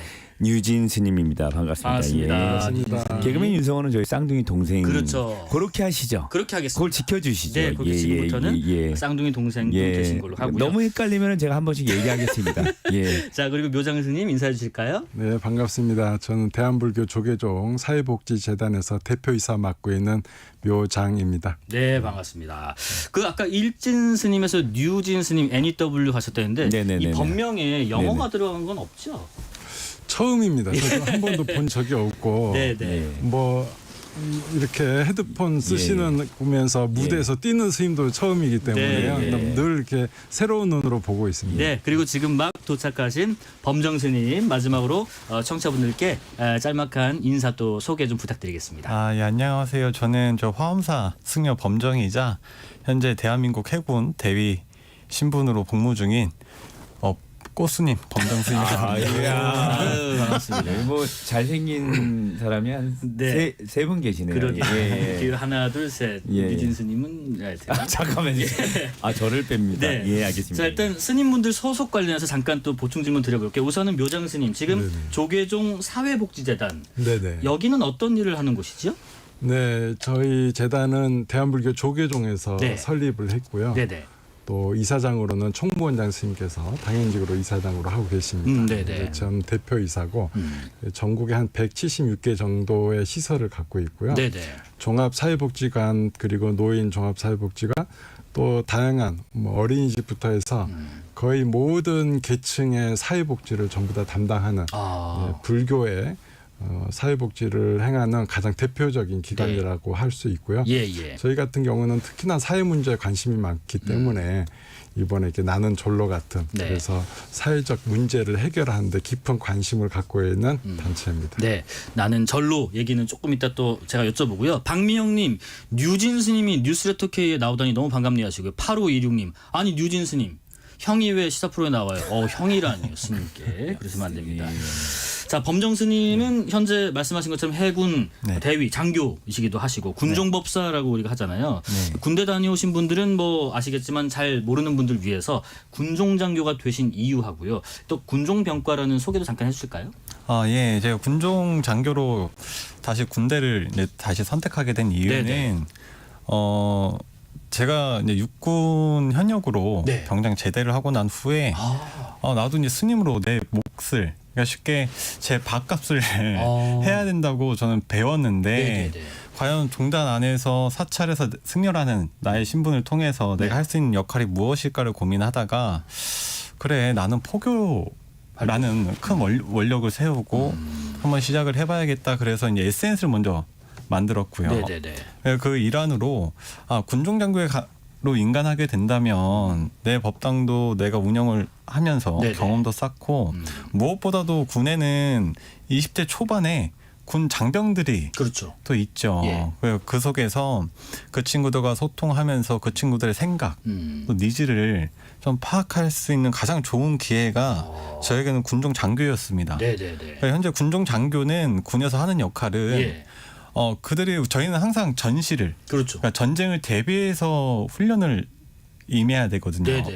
그럼 그 속에서 사생관을 교육하고 그 친구들에게 어떤 죽음에 대한 두려움 또 죽음을 직면했을 때 스트레스, 정서적 안녕 이 모든 부분을 사실 케어할 수 있는 병과는 군종 병과가 유일하지 않을까. 막중한 임무를 띠고 있으며 그만큼 소중하고 출가한 나로서는 더할 나위 없이 명예스러운 기회이지 않나 네네네. 해서 이제 들어가게 되었습니다. 확실하시네요. 하임님, 범정스님 인스타에서 많이 뵌 얼굴이에요 하시는데 지금 뭐 현역 군인 신분이서 그런지 새 스님 중에서 가장 두발 상태가 완벽하신 것 같다 합니다. 자, 저는 그 과거에 군에 있을 때 저도 정훈장교였거든요. 그래서 군종장교분하고 되게 가까웠는데 장병들 인솔해서 그 군 법당이나 뭐 군 교회, 성당 이런 데 많이 데려가면은 간식 주잖아요. 꼭 간식 주는 1, 2등이 불교 아니면 기독교였거든요. 요즘에도 간식 주죠? 아니요. 저는 지금 안 준 지가 그래요? 8개월 정도 되었습니다. 그러면 굉장히 장병들 입장에서는 저 때는 뭐 초콜릿 맛 나는 파이 있잖아요. 예, 그거 때문에 이렇게 많이 또 갔는데 또 먹으려고. 제가 간식을 안 주게 된 이유가 제가 군종장교를 인간하게 된 이유하고 맞아떨어집니다. 왜냐하면 그들의 니즈를 파악하고 그들의 문화를 내가 이해하고 싶어서 인간했다고 했는데 막상 들어가 보니 군에서 그러니까 장병들을 대상으로 하는 복지 정책, 복지 문화가 너무 좋아요. 그렇긴 하죠. 요즘에. 그리고 월급도 많이 인상이 되고 많이 인상됐죠. 200만 원까지 나온다고 맞아요. 더욱이 지금 우리가 햄버거, 과자 이런 거 준다고 해서 그것 때문에 자기들의 소중한 시간을 함부로 쓰지 않습니다. 그 적어주면 갈 거예요. 게임 아이템 이런 거 주면은 그래도 안 갑니다. 그러니까 이 친구들이 지금 각 종교 시설을 왜 가냐? 이 친구는 정말 자기 여가 시간에 핸드폰 쓸 수 있고 충분히 개인 역량을 키우는데 쓸 수 있는 그 시간에 종교를 선택하는 친구들은 정말 종교가 필요하고 궁금해서 의미가 있고, 오는 이유가 친구들이 있고. 다입니다. 그런 친구들에게 뭐 하나 준다고 이렇게 해서 같이 하자 이런 식에는 옛날 방식이다. 옛날 우리 방식이죠. 뭐 앵커님도 저도 그렇고 지금 옛날 군대를 생각을 하겠지만 지금은 얘기를 들어봤을 때 그런 게 아닌 것 같아요. 완전히 월급도 200만 원이 나온다는 거는요. 완전히 바뀐 것 같습니다. 그리고 옛날에는 야 이번 주 기독교에서 뭐 준대, 뭐 이번 주에서 불교에서 뭐 준대 이랬었는데 완전히 그런 생각을 달려고 계신다. 아이디가 뉴진스님이시네요. 뉴진스님 타이완에 다녀오셨는데 아이돌 대접 지금 말레이시아에서도 터지셨다고 이 질문은 잠시 후에 드려보고요. 자 우리 뉴진스님 원래 법명은 일진이셨고 일진스님에서 뉴진스님으로 새롭게 법명을 받으셨는데 처음에 법명 받으신 계기 그리고 새롭게 법명을 받게 되신 이유 한번 설명해 주실까요? 뭐 일진이라는 법명은 매일매일 나아가자, 날일에 나아가지 뜻은 너무 좋습니다. 하지만 작년에 그 더글로리라는 드라마가 빵 터지면서 거기 또 문제가 또 사회 문제가 또 많이 일어났어요. 일진이라는 어감이 그렇죠. 근데 모든 사람들은 내용은 안 봐요. 뉴스도 헤드라인만 봅니다. 겉에만 보고 약간 그런 걸 또 연상을 또 시킬 수 있어서 제가 또 많이 불편을 느낄까봐 바꿔야 되겠다 해서 법명을 새롭게 나아가자. 그럼 먼저 요청하신 거 아니면 조계종에서 먼저 아니 제가 이제 생각을 하고 요거는 이제 좀 법명을 내릴사해서 오심 스님한테 얘기해서 기다렸죠. 근데 해외 순례 막 다니고 그래서 기다렸다가 돌아오시는 거 맞춰서 한 3개월 만에 제가 이 법명을 받은 겁니다. 새로울 류에 나아갈 진에서 뉴진 스님이라는 법명을 죄송한데 근데 지금 스님 두 분 앞에 두고 제가 이렇게 얘기하는 게 약간 저 혼자 있을 때 내가 편하게 얘기하는데 얘기해놓고 지금 내가 뭐 하고 있는 거지? 두 스님도 그렇지 이렇게 공감을 심하게 해주십니다. 지금 우리 그 묘장 스님이랑 범정 스님도 이입이 된 것 같아요. 약간. 자 지난달에 그 얘기해보죠. 성황리에 막을 내린 2024 서울 국제불교 박람회. 여기 정말 많은 관심을 받았던 게 우리 뉴진 스님이시기도 한데 극락도 락이다 이 타이틀로 저희 오프닝 때도 잠깐 틀어드렸는데 일렉트로닉 댄스 뮤직 EDM에 맞춰서 승복으로 디제잉을 하시는 공연에 그야말로 열광했습니다. 우선 이 조합을 어떻게 기획하게 됐나요? 아무래도 그때 불교 박람회 기획했던 김민지 대표라고 그 무슨 마인드 디자인이라는 회사 대표님이 이걸 한 10년 전부터 계속 박람회를 해왔어요. 오랫동안 해왔는데 그 안에 제가 DJ했던 거는 그냥 일부분이었고요. 그리고 또 우리 범정 스님까지 또 홍보대사로 오면서 그리고 젊은이들이 다 좋아할 만한 그 재밌는 불교를 많이 만들었던 거예요. 그 안에 뭐 초콜릿 붓다도 있고요. 그리고 티셔츠에 이름이 깨달음이라고 딱 써 있고 이런 재밌는 것들을 몇 년 동안 준비를 해왔고 나눠준 볼펜에 뭐 출가 상담 뭐 이렇게 번호도 있었다고. 네네. 출가 상담 그리고 출가 그 무슨 뭐 시연하는 그런 거 있었잖아요, 그렇죠? 네. 그런 거 그리고 또 죽음을 시연하는 그런 것도 있었고요. 약간. 그래서 그 대표님이 저한테 연락이 와서 이거를 한번 공연 한번 해보는 게 어떠냐고 좋습니다. 어쨌든 작년에 연대기 때도 했으니까 그래서 전화한 것뿐입니다. 근데 이제 잘 아시겠지만 가사가 되게 단순해 보여도 꽤 심오한 내용들이 있어요. 예를 들면 이 또한 지나가리, 쇼미더 불교미더, 부처 핸섬, 고통을 이겨내면 극락 왕생. 네네. 가사도 직접 쓰신 거예요? 가사는 우리 그 쌍둥이 동생, 개그맨 윤성호 씨가 본인이 겪은 거를 쓴 겁니다. 본인이 너무 힘들었을 때 이 또한 지나가리라고 계속 생각을 하고 고통을 이겨내면은 극락 왕생 같은 삶을 누릴 수 있다라고 생각을 해서 뭐 세옹지마라든지 이런 얘기들 많이 생각을 해서 쓴 겁니다. 근데 또 최근에 류진수님께서 큰 고민에 빠지셨다고 들었어요. 조계종 총무원장께서 진짜 출가하시면 어떻겠냐 제의를 받고 지금 굉장히 고민 중이시라고. 고민은 왜 고민할까요? 제가 왜 고민하나요? 제가 누가 고민했대요? 고민이라고. 죄송한데 고민을 한 적이 없는데요. 쌍둥이 동생이 그러시던데. 쌍둥이 동생이 왜냐면 또 쌍둥이 동생한테 그런 얘기를 하는데 출가에 대한 뜻은 엄마한테 물어봐야 된다고. 알겠습니다. 류진수님은 또 잠시 후에 말씀을 나눠보고요. 자, 구태환님 불교 박람회 때 박보검 닮은 분도 이슈였어요. 이분이 바로 여기 나와 계시는 꽃스님, 범정스님이신 것 같기도 하고요. 자, 일단 묘장스님, 제가 강화도에 있는 전등사 꽤 자주 가는 편인데 참 기운이 좋은 곳이에요. 가보면. 근데 요즘에 이곳이 사찰 소개팅의 명소가 됐다 이렇게 들었는데 나는 솔로가 아닌 나는 절로 이 프로그램을 기획하셨는데 지금은 몇 기까지 진행이 됐죠? 저희가 이제 나는 절로라고 이름 바꾼 뒤로는 3회차까지 3기까지 진행이 됐습니다. 나왔고 이 프로젝트는 어떻게 기획하시게 된 거예요? 원래 이게 되게 오래 했던 프로그램이에요. 저희가 2008년도부터 했었거든요. 이제 이 문제는 이제 왜 했냐면 이제 저출산 문제가 너무 심각해지고 남녀 간의 어떤 서로 사랑을 하기도 어렵다. 좋은 사람 만나기도 더 어렵다. 이런 얘기가 있어서 그럼 이것들을 우리 이제 재단이 사회복 문제에 대한 해결이 이제 큰 숙제이기 때문에 제 뭐 스님의 개인 차원이 아니라 그러면 사회복지재단 차원에서 이거 한번 풀어보자 해서 보건복지부와 함께 의논을 했고요. 그렇게 해서 오랫동안 진행을 했습니다. 근데 그때는 사실 별로 주목을 못 받았어요. 그래서 모자라가지고 자꾸 우리 직원도 막 참가하고 그랬었는데 저희가 이름을 바꾸고 리뉴얼을 했습니다.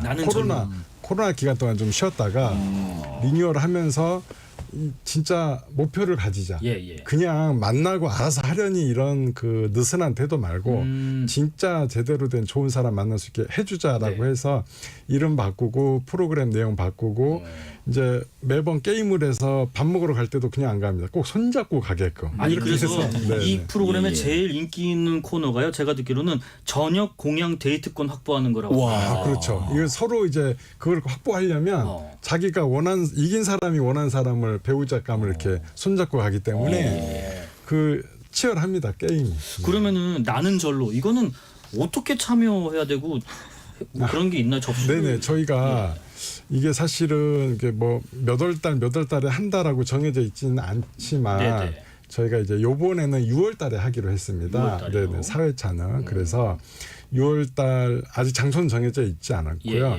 저희 재단의 인스타와 이제 저희 재단의 홈페이지를 통해서 저희가 오픈을 합니다. 대략 한 30일 전쯤 오픈하면 이제 그때 이제 그거 보고 일종의 팝업입니다. 요새도 현대 시대 잘 맞춰야 되니까 팝업전 탁 터질 때 딱 바로 신청을 하시면 그때 사기들 이제 접수 받고 혹시 새롭게 나아가는 거잖아요. 그렇죠.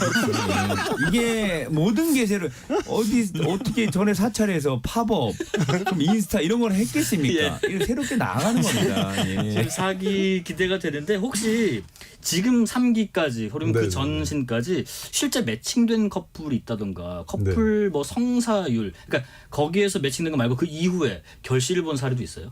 네, 지금 예전에 했던 분들은 그때는 이제 성사율이 그렇게 높진 않았는데 그래도 한 번 할 때마다 한 분 정도씩은 커플이 되었다 하고요. 진짜요? 네네. 그리고 요번에는 특히 전등사편에서는 저희가 이제 사실 나는 절로 1차, 2차 하면서 계속 프로그램을 수정했습니다. 어떻게 하면 더 매칭률을 높일까?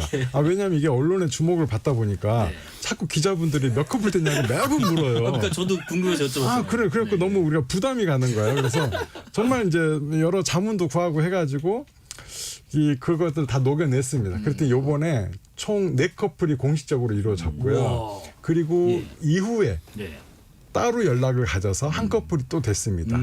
이 커플 확인은 이제 저희 끝나는 날 두 손 잡고 서로 확인을 했고 그다음에 저희가 추적을 합니다. 인스타 추적해서 네네. 커플 사진이 요새 조금씩 올라오고 있습니다. 확인을 다 했습니다. 남한님이 짧은 질문 여쭤보네요. 나는 절로 불교 신자만 신청 가능하냐고. 그렇진 않습니다. 그렇진 않다고 왜냐하면 합니다. 이거는 저희 재단에서 하지만 이것은 사회적 문제에 대한 해결을 가장 큰 목표로 하고 있기 때문에 네. 이것은 뭐 종교 간의 문제가 아니다. 이것은 어느 누구나 급한 사람 모셔라. 네. 네. 자, 범정 스님께도 좀 여쭤볼게요. 네. SNS 팔로우 보니까는 제가 아까 들어가 보니까 오늘 기준으로 3.3만 명. 어이구야. 굉장히 많은데 소개글에 직접 꽃스님이라고 적어 놓으셨고요. 네. 근데 단순히 이게 꽃미남 같이 생겨서 꽃스님이 아니라 그 이유까지 적어 놓으셨던데 잠깐 설명해 주실까요? 제가 뭐 종단이나 어른 스님들 눈치를 안 봤으면 네, 꽃스님 그냥 편하게 썼을 겁니다. 네네네. 근데 제가 아까 말씀드렸다시피 인스타를 하게 된 계기가 포교에 대한 작은 원을 세우고 시작을 한 건데 그렇죠. 그래도 제가 스님이라고 한다면 어느 경전에 좀 마음에 와닿는 구절이 좀 있어야 되고 네네네. 내가 부처님 어떤 말씀에 의인해서 포교를 할지 분명해져야 될 텐데 법구경 화양품이라는 구절 안에서 네. 정말 수행자는 꽃과 같은 말을 해야 되고 꽃과 같은 그 수행을 행을 해야 된다. 그래서 어떤 100마디 말보다 그 스님의 행 한 번의 네. 모습에 의해서 많은 신자들로 하여금 환희심을 신심을 불러일으킬 수 있는 스님이 가장 아름다운 스님이다라고 얘기했습니다. 그래서 내가 과연 잘할 수 있는 게 무엇일까? 내가 어떤 스님이 된다고 한다면 정말 마음 내서 열심히 할 수 있을까 하다가 네. 학교 다닐 때 이제 누군가 저한테 꽃스님이라고 이제 애들이 감히 스님한테 꽃미남 그러면 안 돼. 네네네. 우리 동국대학교 학생들이 네네네. 그러면 뭐라고 할까 하다가 그러면 꽃스님이라고 하자 했던 게 이제 기억에 남는 거예요. 네네네. 그래, 내가 한번 해보자. 예. 변화가 필요하고 내가 혹은 어른 스님한테 혼날지언정 예.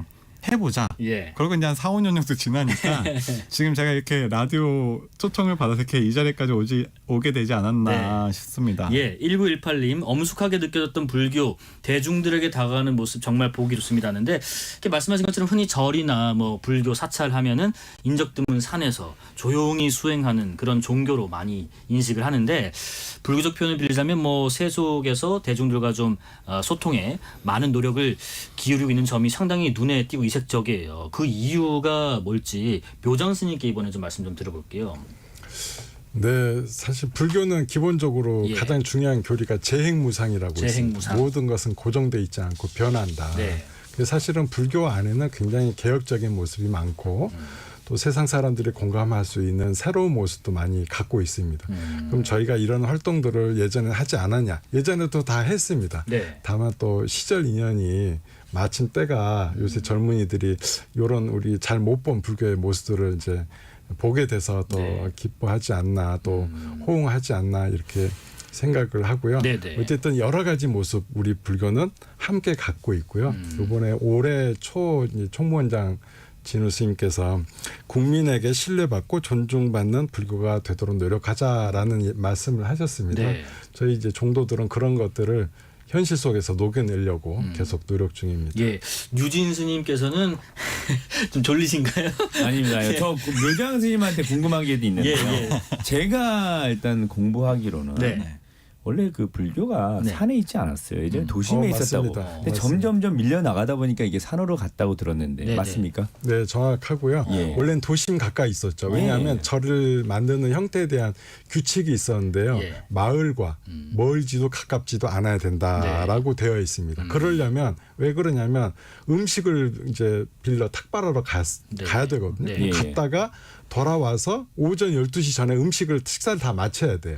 그러려면 최소한 1시간 안에 도달할 수 있는 거리. 예. 걸어서 더 넘으면 안 되죠. 네. 예. 그리고 예전에 신라 시대 때는 예. 불교가 굉장히 힙한 그 트렌드를 다 이끌어가는 그런 종교라고 얘기 들었습니다. 네네네. 맞죠, 묘장 스님? 예. 네네 맞습니다. 예. 그러니까 문화가 절에서부터 시작이 되는 거죠. 알겠습니다. 아름다운 단청들 다. 예. 정치자분들 좀 헷갈리실 텐데 저희 예, 예. 불교 방송 아니고 KBS 라디오 뉴스레터 K 맞습니다. 예, 예, 예. 돌리지 말고 들어주세요. 예, 예, 예. 자 뉴진스님 네네네. 최근에 그 예능 섭외 1순위시고 아니에요. 1순위는 아니고요. 특히 예. 해외에서 한 지금 4, 공연 5순위 정도입니다. 예. 해외에서 공연 러브콜이 좀 쇄도하고 있다 이렇게 들었는데 특히 최근에 다니면서 아까 말씀하신 것처럼 타이완에서는 거의 네. 뭐 아이돌 대접을 받으셨다는데 실제 나가보시면 해외 반응이 어때요? 근데 이거는 제가 뭐 겸손을 하지 않겠습니다. 하지 마세요. 진짜 실제로 저도 놀랐어요. 거기에 울어요? 공연장 이제 그 클럽이거든요. 네. 근데 우는 건 아니고 티켓이 다 솔드아웃 되고요. 일단 무조건 다 기본적으로 솔드아웃 되고 네네네. 난립니다. 유진 스님을 보려고 예. 줄을 서는데 나 진짜 이 유진 스님의 그 노래를 예. 다 알고 다 아 따라하고. 근데 왜 이렇게 열광한다? 인기 비결이 뭐라고 생각해요? 대만도 마찬가지로 약간 불교가 엄숙하고 이런 건데 예. 젊은이들은 틀을 깨고 싶어해요. 그렇게 똑같은 걸 싫어하고 갇혀 있는 걸 싫어합니다. 네네네. 근데 유진 스님이 그 틀을 깨주고 불교를 이데미로 입힌 다음에 일렉트로닉 뮤직과 예. 불교 음악을 섞어서 만들었더니 그거에 폭발적인 반응을. 야, 이런 기세라면 정말 그 범아시아권의 불교권의 국가들에서는 정말 시장의 어떤 이슈를 죄송한데 예. 범아시아권이 아니고요. 뉴욕에서도 연락이 왔습니다. 그러세요? 뉴욕과 탈아시아. 예, 호주도 아시아권인가요? 호주 오세아니아 좋습니다. 거기. 뉴욕에서 연락이 왔습니다. 아 그러시군요. 예. 자 지금 앞서 잠깐 언급했던 지난달 열린 국제 불교 박람회 범정스님께서는 홍보대사셨는데 이번에 2024 서울 국제 불교 박람회가 사상 초유의 흥행을 기록했다. 이게 어느 정도인 거예요? 지금 불교 박람회가 12년째 진행됐다고 저는 알고 있습니다. 네. 그런데 제가 이튿날 가보니까 앞에 불교 박람회 방문하겠다고 젊은 친구들이 줄 서 있는 거예요. 그래서 제가 도착하자마자 그 관계자분들이 나와서 선생님 저 장면을 좀 보시라고. 왜요? 그러니까 12년째 이 박람회를 진행하면서 네. 이 방문의 개장 시간 맞춰서 들어오겠다고 줄 서 있는 모습을 본 적이 없다. 근데 또 하나 말씀을 드리자면 네네네. 그 줄 서 있는 대기자 줄을 보니까 다 20대 30대 분들인 거예요. 젊은 분들. 네. 그거 보면서 저도 참 신기해하고 근래에 불교가 세간에 네. 많은 주목을 받으면서 이게 과연 왜 이럴까 고민을 했는데 네. 정말 뭐 유진스님도 계시고 묘장생께도 나오셨지만 이런 변화는 아까 묘장생 말씀하신 것처럼 계속 있었습니다.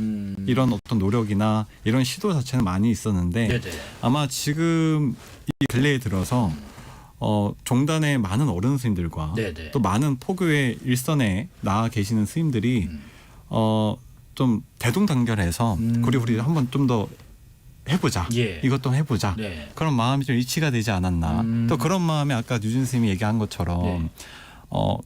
갇혀 있는 걸 싫어하고 기존의 틀을 자꾸 벗어나고 싶어 하는데 우리나라에서 가장 오래된 역사를 갖고 있는 우리 불교가 네네. 그 틀을 이제 막 깨고 있으니까 그것도 그냥 깹니까? 예. 네, 그냥 깨지 않죠. 상상을 초월할 방법으로 깨고 있는데 그렇죠. 네. 자 그러면 범정스님 의견 들어봤는데 이게 말씀하신 것처럼 단순히 재밌어서만은 아닐 거예요. 이 왜 MZ 세대들이 요즘 불교에 이렇게 큰 관심을 가지게 됐다고 생각하시는지 두 분 말씀 좀 들어볼게요. 뭐 묘장스님 먼저 들어볼까요? 약간 개인적으로는 이제 고민을 해봤었는데 예. 좀 반성하는 차원이 있습니다. 왜냐하면 반성하시는 차원이요. 우리가 상당히 젊은이들과의 거리감이 컸었다. 네. 그래서 약간 문화적으로도 보면은 이렇게 복고 문화라는 게 막 떠오르잖아요. 네네. 오랫동안 잊혀졌던 것들이 새롭게 발굴이 되면서 신선한 것으로 바뀌는. 네. 저희도 한동안 젊은이들에게 좀 잊혀졌던 것은 아니었을까에 대한 반성을 많이 했고요. 그리고 이런 기회를 삼아서 좀 더 다가가려는 노력을 많이 해야 되겠다 생각을 했습니다. 유진스님도 저도 뭐 그런 비슷한 생각인데 네. 저는 불교는요 오는 사람 안 맞고 가는 사람 안 잡습니다. 네. 그래서 굉장히 자연스럽게 네. 자유를 줍니다. 네네네. 그렇기 때문에 원래 그런 거잖아요. 이렇게 자꾸 이렇게 나랑 만나죠 하면 더 만나기 싫어합니다. 네네 부담스러워. 네, 네 올래면 오고 말래면 말아 이런 게 있기 때문에 젊은이들이 오히려 더 좀 가깝게 다가오는 것도 있지 않을까. 자 그런데 이런 얘기도 좀 있습니다. NH580님 저는 기독교 신자인데요. 스님들 획기적인 생각 정말 좋습니다. 좋은 일 하시네요 하시는데 사실 젊은 분들 표현 빌려서 불교가 힙해졌다면서 반기는 분도 있지만은 뭔가 그래도 좀 점잖아야 되지 않는가, 또 속세를 떠나서 좀 수행을 해야 하지 않는가, 이런 부분에 대한 우려를 표하는 분들도 분명히 일부 계실 거예요. 그런 부분들에서는 어떤 의견을 갖고 계신지 범정 스님 먼저 좀 의견 좀 들어볼게요. 저는 뭐 인스타 시작하고 나서 네. 매일 듣던 이야기입니다. 그러세요? 네, 그런 걱정, 우려가 담긴 이야기들은 계속 듣고 있고 네네. 현재도 듣고 있습니다. 근데 일관되게 제가 드리는 말씀은 뭐냐면 네. 제가 생각하는, 제가 이해하는 불교는 그 어느 곳보다도, 어느 단체보다도 굉장히 유연하고 포용성이 짙은 종교라고 저는 생각을 합니다. 네네. 왜냐하면 제가 이제 출가한 지 얼마 안 됐지만 제가 이제 막 출가해서 부처님 법도 공부하고 네. 또 저희는 계율을 받고 있기 때문에 또 스님일 수 있지 않겠습니까? 근데 그 계율을 설하시고 모든 가르침을 살펴보면 부처님은 단 한 번도 이래라 저래라 하신 적이 없어요. 네. 이럴 수도 있지, 그럴 수도 있지. 그런 것부터 시작해서 좀 더 깊은 곳까지 공부를 하다 보니 제가 대학 다닐 때였나? 네네. 쇼미더머니를 제가 즐겨보던 때가 있었습니다. 만약에 저런 게 힙한 거라면 부처님께서 지금 현생에 계시다고 한다면 아마 모든 이들이 부처님을 보고 힙하다고 하지 않을까. 근데 이걸 내가 백날 말로 이 친구들한테 해봤자 안 될 것 같고 보여주자. 그리고 행동으로 옮겨야 되고 그런 어떤 시도를 해야 된다. 그래서 저는 그 부처님 가르침 자체가 힙했기 때문에 네, 지금 시대를 우리가 변화하고 노력하면서 힙해진 게 아니고 그 가르침 자체가 요즘 말로 원래 힙했습니다. 원래 힙했다. 원래 힙했습니다. 묘장 스님 동의하시나요? 이런 우려에 대해서 어떤 의견이세요? 제가 이제 범정신보다는 훨씬 법납이 오래됐습니다. 그러시죠? 근데 오늘 배우는 느낌이 들어요. 굉장히 새로운 해석이고, 근데 그 해석이 너무 와닿고 기분이 좋습니다. 감사합니다. 9372님, 스님들 번뇌로부터 어떻게 벗어날 수 있을까요? 뉴진 스님은 EDM 리듬을 통해 번뇌로부터 벗어나신 건가요? 질문이 들어왔습니다. 벗어났다고 표현하기 그렇고요. 그 순간은 그 순간은 벗어나고 그 순간이 지나서는 다시 마음을 또 이렇게 딱 가라앉으면서 번뇌를 벗어나는 거는 뭐 본인이 하기 달려 있는 거죠. 뭐 제가 다 번뇌를 벗어나게 해줄 수는 없어요. 그냥 그 순간은 오히려 뭔가 이렇게 또 극락, 좀 과하게 표현하면 극락의 맛을 느껴라 이런 느낌이고. 알겠습니다. 자, 묘장 스님과 범정 스님께서는 현장에서 뭐 이런 나는 절로도 그렇고 우리 장병들 접하시면서 많은 고민 상담도 하실 거란 말이죠. 혹시 연애 상담도 많이 들어오나요, 범정 스님? 자기 연애 말고요. 스님 연애에 대해서 궁금해요. 스님 연애가 무슨 말이에요? 스님은 뭐 여자에 대해서 어떻게 생각하느냐, 스님은 결혼이 가능하느냐, 그런 좀 흥미를 유발시키는 그런 질문들이 있죠. 이제 저희 교육생들, 막 갓 군대 들어오는 20살, 21살 친구들이 갈 때마다 제가 듣는 질문 베스트감이 몇 가지 있는데 하나 말씀드리자면 어떤 친구가 그랬어요. 법문이 끝나고 마지막에 스님은 이상형이 있습니까? 그러는 거예요. 순간 그 질문을 받고 나서 내가 말을 대체 어떻게 해야 되지? 이게 철저하게 내 개인이면 그냥 편하게 얘기를 할 텐데 어차피 저는 어떤 조계종의 종단에 또 불교라는 이 바운더리 안에서 대중 속의 한 승려일 뿐인데 야, 내가 어떻게 말을 해야 오늘 안 나고 얘기할 수 있을까 하다가 제가 알고 있는 가르침 안에서 충분히 대답할 수 있겠다. 그래서 뭐라고 했냐면 스님도 이상형이 있다. 그랬어요. 그러니까 이 친구들이 갑자기 조용해지더니 그냥 계속 얘기해 주세요. 이상형이 누굽니까? 그래서 선생님 뭐라고 했냐면 나도 이상형이 있고 여자 남자가 뭔지 안다. 근데 스님이 스님일 수 있는 이유는 그 모든 욕망과 욕구 이런 끌어오르는 것들이 있다는 걸 인정하고 인지하고 그것을 하나하나 하루하루 참아가고 있기 때문에 수행이라 일컫고 그 수행을 하는 사람들을 통칭 우리는 스님이라고 하지 않나. 그래서 스님들에게는 그 법납이라는 게 중요해. 스님은 뭐 10년, 20년, 30년 이게 법납이 있는데 나이 먹고 뭐 하냐? 그럼 스님들에게 법납이 뭐가 그렇게 중요해요? 만약에 너네가 궁금하다면 방금 너가 했던 질문에 대해서 하루하루 수행하고 그 시간이 벌써 10년, 30년, 50년이 되었다는 뜻이야. 라고 이야기를 해준 적이 있어요. 아니 그 우리 범정스님께서 이상형이 있다라고 답을 예. 했다라고 말씀하시니까 예. 잠깐 묘장스님 표정이 굳어지셨는데 예. 뒤에 이제 설명을 들으시면서 다시 좀 풀어지신 것 같습니다. 우리 묘장스님께서는 청년들 특히 뭐 연애도 그렇고요, 뭐 다른 분야도 그렇고 어떤 상담들이 좀 많이 들어와요? 그 예. 지금 젊은이들하고 대화를 좀 해보니까 기본적으로 이렇게 예전에 어르신들은 이제 스님들하고 대화를 하면 되게 어려워하고 속내를 얘기를 안 하는데 지금 이 친구들은 제가 한마디 하면 본인들이 두 마디 세 마디 해요. 그래가지고 주로 이제 듣는 데 집중하거든요. 근데 이제 재밌는 것은 뭐 학업에 대한 고민 또는 이제 또 지방에서 서울에 올라와 가지고 뭐 알바하느라 공부할 시간이 없다. 굉장히 현실적인 고민들이더라고요. 그리고 또 친구들 간의 갈등에 대한 이런 고민이 많고. 근데 사실은 제가 뭐 그렇게 그 또래는 아니어가지고 그냥 이제 저는 이제 얘기 들으면 이제 고민을 하죠. 아, 뭐라고 답해 줄까 하는데 이제 그때 시간이 텀이 약간 길어요. 그럼 내가 답을 해주려고 하면 본인들이 아이고 스님 좋은 말씀 감사합니다. 사실은 스스로 답을 좀 갖고 있는 게 아닌가. 답정너죠. 답을 정해놓고 본인이 요 답을 듣고 싶어하는 거죠. L22님 저희 아들이 작년에 해군 훈련병이었는데 범정스님께 수계를 받았다고 했었거든요. 그래서 더 반갑네요 말씀하시는데 뉴진스님 혹시 SNS 직접 메시지나 이런 걸로 이런 청년들의 상담이 혹시 들어오기도 하나요? 아 그런 거는 아직까지 들어오지 없으시고, 않는 것 같아요. 예, 그래도 많이 깨어 있는 것 같습니다. 그분들이 끝까지 이입되진 않은 것 같아요. 아니 최근에 그 뭐 유튜브 나가신 거 보니까 거기 있던 연예인 두 분이 진짜 스님이신 줄 알고 되게 조심하는 모습을 보게 됐어요. 아 어떤 유튜브? 저 유재석 씨 나왔던 유튜브 있잖아요. 아 핑계고. 르세라핌. 르세라핌 그 정말 스님인 줄 알고 아세요? 당황해서. 묘장스님? 그 사쿠라랑 또 그 채원 씨. 그분들은 진짜 이입을 하셨죠. 예, 정말 이입을 했습니다. 기억이 납니다. 자, 묘장스님 지금 정부에서도 나는 절로 이 프로젝트에 도움을 주십사 좀 제안한 내용이 있다고 들었는데 이게 어떤 내용이에요?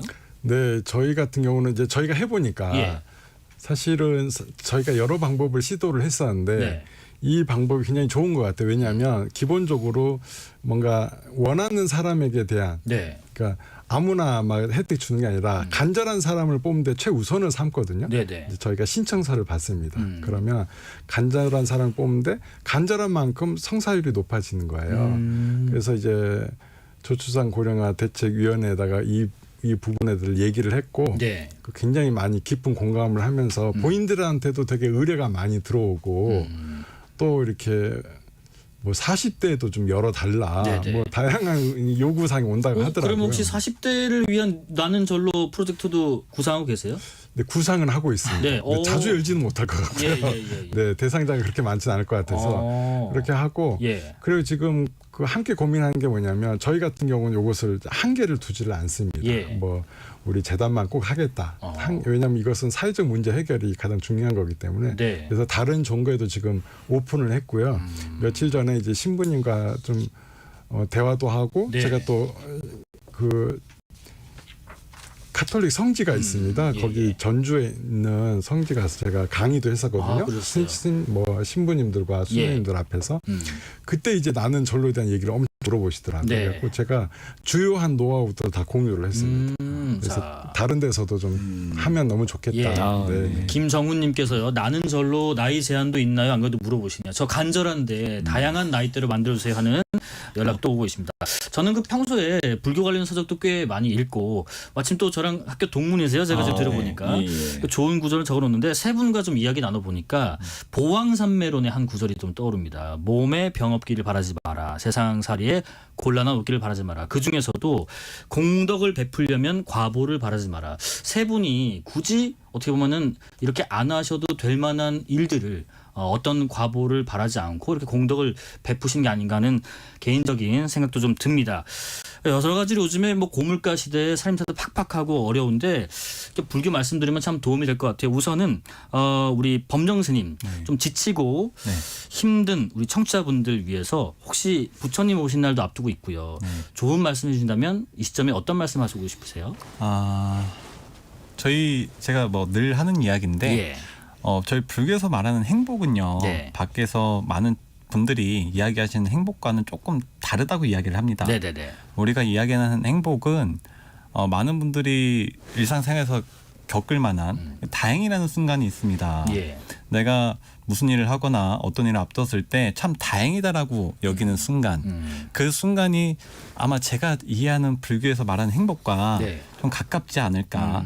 불교에 관심이 없어도 괜찮아요. 알겠습니다. 만약에 아니 호응해 드린 거예요. 눈치가 빠르시네요. 끊으라고 말씀드리니까 호응해 드린 거예요. 그래서 일상에서 네. 너무 불행해요. 행복을 찾기가 너무 힘들어요라고 네. 하신다면 예. 오늘 제가 드린 말씀 다행이라는 순간이 예. 언제인지 한번 보시고 예. 불교에서 그 순간 행복이라고 얘기하는구나. 알겠습니다. 네, 네. 그렇게 생각하고 예, 묘장 스님께도 한 1분 정도 말씀 요청드릴게요. 네. 저는 회향을 많이 하셔라라는 말씀 드리고 싶습니다. 네. 회향이라는 말 처음 들어보셨을 텐데 회향은 내가 한 일을 다른 이에게 이제 옮겨주는 겁니다. 내가 착한 일을 했으면 착한 일 하면 좋은 공덕이 생기는데 그것을 내 것으로 안 하고 내가 이 착한 일한 이 공덕은 우리 뉴진 스님한테 행운이 있기를 뭐 이런 식으로 내 이웃과 지인과 친구들에게 네. 그렇게 전해주는 겁니다. 그래서 회향을 많이 하는 삶을 사시라고 권해드리고 싶습니다. 네. 뉴진 스님께는 이런 질문 드리고 싶어요. 누구보다 어떻게 보면 지금 열정적으로 불교 대중화에 앞장서시는 것 같기도 해요. 뉴진 스님께서. 뉴진 스님은 불교의 역할 또 종교의 역할 네. 어떤 말씀 해주고 싶으세요? 저는 뭐 제가 이게 의도치 않았거든요. 저는 제가 이렇게 뭐 불교를 포교할 거라는 생각을 안 했어요. 예. 그러니까 저는 이게 어른들의 말을 불교의 말이 아니라 어른들의 말을 빌려서 하면요. 그냥 살다 보면 그냥 알아서 사라지고요. 저절로 그냥 뭐가 이렇게 흐름대로 그냥 가면은 그 흐름에 맞춰서 가면 될 것 같습니다. 저도 지금 제가 이렇게 이런 역할이 주어지고 있잖아요. 예. 원래 처음에는 이런 역할을 생각하고 한 게 아닌데. 네. 그러니까 이제 저도 이제 약간 어떻게 보면 어깨가 좀 무거우면서 더 크게 또 한번 짧은 보충 좀 그러면 뉴진 스님 지금 짱둥이 동생 네네네. 윤성호 씨는 네네. 활동 계획이 없으신 거예요? 윤성호 씨는 윤성호 씨도 윤성호 씨 나름대로 활동을 조금씩 하고 있습니다. 하고 계세요? 근데 잘 모르셔서 그래요. 제가 너무 커서. 그러니까 제가 미안해 갖고 이게 동생한테 너무 미안해요. 동생이 연예인이고 저는 아닌데. 참 예. 형님 그래서 믿겠어요. 혹시 다음 해외 스케줄 잡힌 게 뉴욕이세요? 뉴욕은 아니에요. 아니고 얘기만 나온 거지 한 건 아니고 다음 홍콩이랑 마카오. 예. 아시아권 싹 훑으시고 예. 미국으로 진출하실 날을 기대해 보겠습니다. 네네네. 박진숙님 애청자입니다. 지금까지 라디오만 들었는데 카메라로 처음을 보는데 저희가 보이는 라디오니까요. 보여요? 어디 지금? 요즘 카메라가 몇 대가 있습니다. 그래요? 예. 처음 보는데 세 분 스님을 화면으로 보니 너무 좋네요. 반갑습니다는 말씀까지 해주셨습니다. 자, 앞으로도 힙한 불교를 위한 세 분의 행보 기대해 보고요. 부처님 오신 날 당일까지 여러 가지 행사 많을 테니까 거기서도 곳곳에서 세 분들의 활약도 기대해 보겠습니다. 여기까지 말씀 듣겠습니다. 지금까지 묘장 스님, 범정 스님 그리고 뉴진 스님과 함께 대중 속으로 성큼 들어온 힙해진 불교 이야기 나눠봤습니다. 세 분 감사합니다. 성불하십시오. 감사합니다. 성불하세요.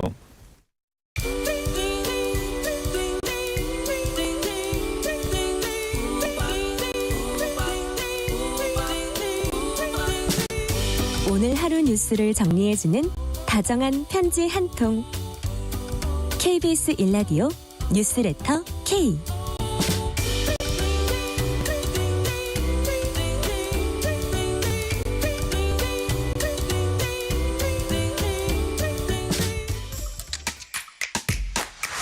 KBS 일라디오 뉴스레터 K.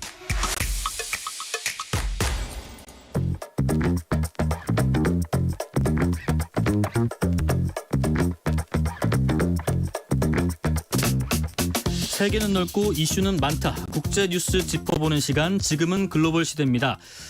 지난 3일 중국이 달 탐사선 창어 6호를 쏘아 올렸습니다. 달 뒷면에서 토양을 샘플한다는 게 목표인데요. 이번 계획에 성공하면 중국이 인류 최초의 성과를 내는 거라고 합니다. 전 세계 우주 개발이 속도를 내면서 이번 달 말에 개청을 앞두고 있는 우리의 우주항공청의 준비 현황에도 눈이 쏠리는데요. 오늘은 선 과학기술정책연구원 선임연구위원 모시고 세계와 우리의 우주 개발 상황 들어보도록 하겠습니다. 안녕하십니까? 네, 안녕하세요. 네, 일단 그 말씀드린 것처럼 지난 금요일에 중국이 달 탐사선 창어 6호 발사에 성공을 했는데 이 부분에 있어서 가장 먼저 어떤 점에 좀 주목하셔서 연구원님께서는 보셨어요? 일단은 세 가지로 요약을 드릴 수가 있는데요. 예. 첫 번째로는 정치적인 관점에서 볼 수가 있고요. 두 번째로는 경제적인 관점에서 볼 수가 있고요. 예. 세 번째로는 말 그대로 기술적인 관점에서 볼 수가 있습니다. 네네. 우선 정치적인 관점에서 보면요. 예. 사실 미중 기술 패권 경쟁이 시작된 이후에 그렇죠. 사실은 이제 미국에 중국이 계속해서 이제 기술 제재나 그런 이제 어려움들을 많이 겪었는데 네네. 그런 반면에 우주 기술에 대해서는 중국이 미국의 제재도 불구하고 자체적으로 대항할 수 있는 역량이 있는 부분들이거든요. 네네네. 그렇기 때문에 어떻게 보면은 미래의 어떤 기술 패권, 미래 패권의 어떤 다른 그 전쟁터라고 보시면 될 것 같습니다. 네. 그래서 정치적인 부분에서 이제 그런 부분이 하나가 있고요. 예, 경제적인 부분에 있어서는 사실 지금 당장 경제적인 부분하고 관련이 있지는 않죠. 그렇지만 현재 중국의 경제가 그렇게 좋지는 않거든요. 근데 지금과 같이 이제 달에 착륙선을 미리 보내고 뭐 세계 최초로 뭘 하고 이런 것들 자체가 결국은 우리가 우리 정부를 믿으면 되겠구나. 앞으로 과학기술이라는 걸 굉장히 잘해서 앞으로 경제난도 우리가 극복을 하고 그리고 나름대로 긴 시간이 지나면 우리가 우주 패권까지 갈 수 있는 가능성이 있다라는 희망을 줄 수가 있죠. 네네. 그다음에 이제 기술적인 부분에서는 역시 이제 미국의 이제 아르테미스 프로젝트에 기술적으로 우리가 더 앞서 나갈 수 있을 것인가, 그리고 어떤 새로운 것들을 갖다가 더 찾아서 진보할 수 있을 것인가라는 부분 볼 수 있을 것 같습니다. 네. 지금 창어 6호의 목표가요. 들어보니까 달 뒷면에 샘플을 채취하는 거라고 하던데 지구에서는 어떻게 보면 볼 수 없는 달의 뒷면에 가서 또 거기서 토양의 샘플을 채취한다. 이건 어떤 의미를 가지고 있는 거예요? 일단은 그보다는 전체적인 큰 계획들을 주는 게 좋을 것 같아요. 가령 이제 미국의 아르테미스 그 프로젝트를 보면 네네. 달에다가 우주 기지를 건설을 하고 그걸 기반으로 해서 이제 화성 탐사를 하는 적인 프로젝트의 그림이거든요. 네. 중국도 아마 비슷한 것들을 하고 있을 겁니다. 최근에 이제 화성에도 탐사에 성공을 했었고요. 네. 그렇다면 이제 지금부터 우리가 고려해봐야 될 건 뭐냐면 왜 달의 뒷면일까? 왜 달의 라는 거. 예. 그리고 왜 달의 남극 쪽에다가 갈까? 그리고 그렇죠. 세 번째로는 왜 시료를 채취해 갖고 올까? 예. 요 전에는 그냥 내리기만 했다 왔는데. 이런 것들을 갖다가 그러니까 이제 전체적으로 볼 필요가 있는데요. 일단 달의 뒷면인 이유에 대해서 얘기를 드리면요. 달의 그 뒷면은 기본적으로 그 중국이 창어 4호 때 세계 최초로 도달을 했죠. 네네. 그리고 이제 달의 뒷면에는 오히려 더 많은 광물과 심지어는 이제 얼음으로 된 물까지 있을 거다라고 이제 우리가 예측을 하고 있거든요. 네. 그래서 달의 뒷면이 어떻게 보면 달의 앞면보다 더 경쟁의 대상이 될 가능성이 있지만 사실은 이제 달의 앞면만 저희가 보고 있기 때문에 통신상에서 두절이 될 가능성이 있습니다. 그래서 중국이 새로운 기술을 통해서 중계 기술을 통해서 뒷면에서 그 위치를 갖다가 제어하면서 최초로 성공한 거거든요. 네. 그래서 그 달의 뒷면이라고 하는 의미가 먼저 크고요. 두 번째로는 달의 남극입니다. 남극. 왜 달의 남극에 에이킨 기지라고 하는 분지를 갖다가 지금 가고 있는 걸로 알고 있는데 달이라고 하는 거는 아침 저녁으로 온도차가 굉장히 많이 납니다. 그렇다는 얘기는 무슨 얘기냐면 한 300도 가까이 난다고 우리가 얘기를 하거든요. 네. 그렇다면 우리가 이제 우주 기지를 세운다. 그럼 아침에 영하 155도였다가 낮에는 뭐 150도에 노래한다 그러면은 굉장히 고난도의 기술도 필요하고 재료도 필요하고 그러니까 이제 극한 상황에서 견딜 수 있는 양극단을 다 견뎌내야 되니까요. 네. 그렇다면 그 달에서 가장 적합한 기지 건설 위치가 어디냐면 바로 남극으로 지금 추정이 됩니다. 왜냐하면 달의 남극은 상대적으로 지금 현재 예측이 되기로는 뭐 낮하고 밤의 기온이 한 10도 정도밖에 차이가 안 나는 그러니까 어느 정도로 예측이 되거든요. 그렇기 때문에 달의 남극에다가 기지를 건설한다면 상대적으로 수월하게 건설할 수가 그렇죠. 있고요. 뭐 우리의 지금 일교차정도일 테니까요. 그렇죠. 네네. 거기다가 이제 상대적으로 이제 재료도 쉽게 구해서 할 수 있는 부분들이 있기 때문에 달의 남극이 지금 중요한 포인트입니다. 그렇기 때문에 인도가 최근에 이제 달에 남극을 갖다가 최초로 도달했죠. 네. 반면에 이제 거기서 시료를 채취한다는 건 무슨 의미가 있냐면요. 만약에 거기다가 우리가 집을 짓는다고 생각을 하면은 네. 이 근처에 뭐가 있을까? 가장 적합한 장소에다가 우리가 짓는 것들도 중요하죠. 예. 왜냐하면 앞으로 우리가 화성 탐사를 한다든가 그런 이제 심우주를 할 때 네. 실제로 지구보다는 달에서 띄우는 경우에 코스트가 굉장히 쌉니다. 왜 그러냐면은 달 같은 경우에는요. 네. 중력이 6분의 1밖에 되지 않아요. 그 얘기는 무슨 얘기냐면 여기서 6배 힘을 들여서 겨우 하늘로 끌어올리는 걸 갖다가 6분의 1이면 하늘로 날려서 그만큼 뭐 연료도 뭐 여러 가지 비용적인 측면에서도요. 그렇죠. 네네네. 그러다 보니까 물이라고 하는 게 굉장히 중요한데 액체 수소와 액체 산소를 가지고서 우리가 그 연료를 만들거든요. 네. 그렇기 때문에 그 근처에 물이 얼마나 있는지 그리고 과연 이제 앞으로 나오는 어떤 다른 뭐라고 해야 되나 자원들이 얼마나 있는지 예. 사실 어떻게 보면은 저희 뭐라고 해야 될까 스타크래프트에 마인 개발하는 거랑 똑같이 최적의 장소를 개발하는 어떤 그런 목적도 있다고 봅니다. 그래서 이미 사실은 달의 뒷면을 그러니까 착륙했지만 네. 이제는 달의 뒷면 중에 가장 기지를 건설하기 좋은 위치에다가 한 번쯤 더 가서 채취를 하면서 앞으로 이제 이런 부분들을 어떻게 접근할까라고 하는 좋은 정보를 얻을 수 있기 때문에 굉장히 의미가 있다고 볼 수가 있습니다. 중국의 그 우주 관련 목표 중에서요. 말씀하신 것처럼 달 남극 기지를 건설하겠다 이런 것도 있던데 지금 중국 기술 수준이 어느 정도길래 이게 실현 가능성이 있는 건지도 궁금하고요. 일단 이게 중국의 우주 기술은요. 사실은 56년도부터 시작을 합니다. 그래서 지금 70년 가까이가 돼 있고요. 네네. 조금 더 역사적인 얘기를 드리면 전학삼이라고 하는 학자가 있습니다. 이분이 사실은 중국에 있는 사람인데 미국에 유학을 가서요. 미국의 거의 탑급 제트 엔진 학자가 됩니다. 되고 나서 그 다음에 독일이 무너지고 나서요. 나서 독일의 로켓과 관련된 부분들에 대해서 미국이 자료들을 다 획득하러 가는데 최선봉에 서서 같이 갑니다. 그래서 세계적인 학자가 사실은 그 중국의 어떤 우주 기지를 할 때 시작을 했고요. 그런 부분에 있어서 지금까지 70년 동안 있으면서 수도 없는 그 시행착오를 거쳐서 올라왔습니다. 그리고 굉장히 차근차근 진행을 합니다.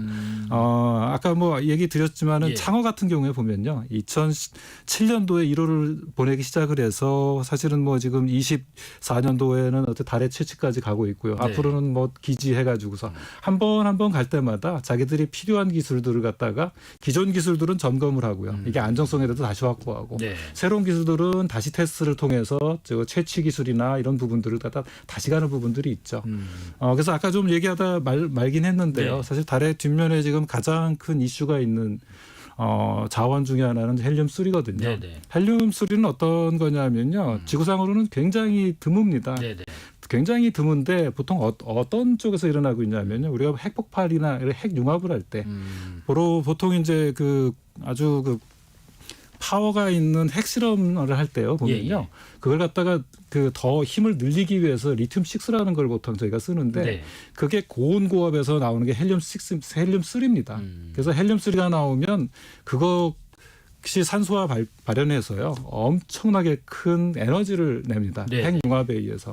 근데 달에 지금 보면은요. 사실 지구상에서는 자연스럽게 있지 않은 물질입니다만 항상 핵융합을 하는 곳이 있죠. 바로 태양입니다. 이 태양에서 계속해서 그 헬륨3가 와서 달의 뒷면 쪽에서 지금 축적이 되고 있다고 얘기가 되고 있고요.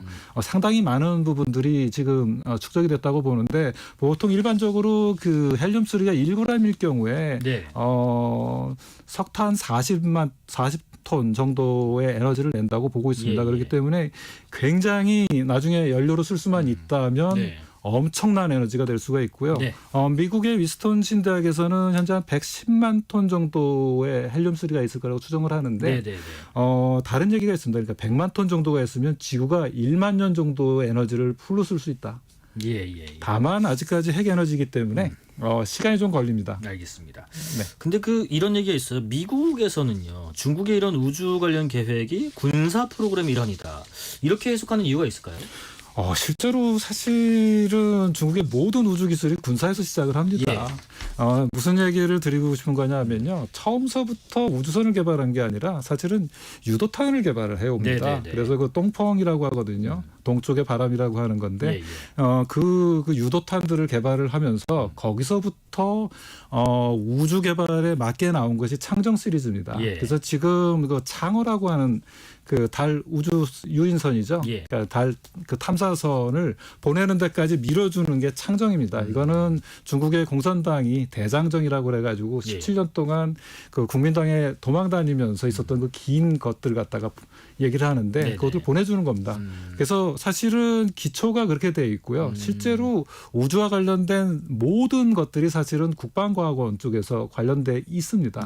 그 얘기는 무슨 얘기냐면 사실 원래 국방과학 기술이었다고 생각을 하시면 되고요. 그리고 거기서 조금만 다르게 활용하면 바로 유도탄이 되고 대륙간탄도가 되고 심지어는 뭐 우주에서 다시 이제 쏠 수 있는. 사실 뭐 달에서 로켓을 갖다가 미국에다 쏠 수도 있는 부분들도 있잖아요. 그렇기 때문에 이제 우리가 새로운 부분들까지 있기 때문에 이거는 뭐 군사적인 용도가 있다라고 당연히 예상이 됩니다. 네, 우리의 그 우주항공청 이제 개청을 앞두고 있는데 국내 우주 관련 기술의 현실은 어느 정도인지도 궁금하고 이 개청 관련해서 어떤 기대를 하는 게 맞을까요? 사실은 이제 저희가 우주 기술들을 계속 개발을 해왔어야 되는데요. 이 우주 기술들은 아까도 얘기 드렸지만 군사 기술이거든요. 그러다 보니까 저희가 사실은 그 미사일 개발하는 데 있어서 300km 이내의 것들은 개발 제한에 걸렸었거든요. 그러다 보니까는 저희가 이제 그런 그 어떤 로켓 개발에 굉장히 늦었죠. 과거에 그 뭐 한미 간의 그런 미사일 사거리에 제한을 두는 그 300km입니다. 부분 때문에. 그래서 그게 최근에 풀리면서 이제 저희가 이제 러시아를 통해서 뭐 나로원이 이제 그런 부분들에서 독자적으로 가고 있고요. 그래서 상대적으로 느리다. 그리고 아직도 현대적이 그 어떤 우주의 추세를 보면요. 얼마나 높이까지 많이 올릴 수 있냐가 굉장히 중요하거든요. 무슨 얘기냐면 달에 기지를 올리려면 1톤짜리를 10번 올리는 것보다는 10톤짜리, 20톤짜리 한 번 올리는 게 좋잖아요. 그러다 보니까 일본이고 최근에 이제 추세가 뭐냐면은 대규모 추력을 가진 그 로켓입니다. 아르테미스도 똑같아요. 반면에 이제 저희는 아직도 추력이 낮죠. 그리고 이제 저궤도용. 저궤도란 얘기는 힘이 딸려서 아직도 이제 낮은 궤도 정도만 올릴 수 있는 부분들 수준입니다. 그래서 앞으로 가야 될 부분들이 많고요. 우주청의 의미는 그런 것 같습니다. 그러니까 사실은 우주 기술이라고 하는 건 극한 기술이고 굉장히 여러 기술들이 복합적으로 이루어져야 되기 때문에 그 일사불란한 부분들도 있고요. 국가적으로 밀어붙여야 되는 부분들도 있습니다. 근데 이 모든 국가들은 사실 우주를 개발하는 데 있어서 중심적인 체제가 있고 그 기구를 통해서 아주 탑급에서 움직이거든요. 미국의 나사 같은 경우 이제 대통령 직속기관 같이. 그런 부분에 있어서 우리도 이제 시스템을 갖추고 움직일 수 있는 좋은 체제를 갖췄다라고 생각을 합니다. 자, 여기까지 말씀 들어보겠습니다. 지금까지 김종선 과학기술정책연구원 선임연구위원이었습니다. 고맙습니다. 네, 고맙습니다. 자, 오늘 뉴스레터 K는 여기까지고요. 7252님, 다양한 주제를 다루는 뉴스레터 K 이 프로그램 참 좋네요. 감사합니다. 최애님, 보이는 라디오 오늘 처음 들어왔는데요. 진행자님 잘생겼네요. 목소리도 최고입니다 하셨는데 감사합니다. 특히 감사합니다. 아까 그 스님분들하고 계셨는데 그 꽃스님도 계셨거든요. 제가 좀 낫나요? 2008년 미국 항공우주국이 50주년을 기념해서 지금 나오는 이 노래 비틀즈의 어크로스 더 유니버스를 430광년 떨어진 북극성을 향해 왔다고 합니다. 우주 공간을 가로질렀던 이 노래 오늘 함께 들으면서 마무리해 보겠습니다. 커피 쿠폰 받으실 분들 뉴스레터 K 홈페이지를 확인해 주시고요. 오늘도 여러분과 함께 세상을 읽어봤습니다. 지금까지 뉴스레터 K KBS 김용준입니다. 고맙습니다.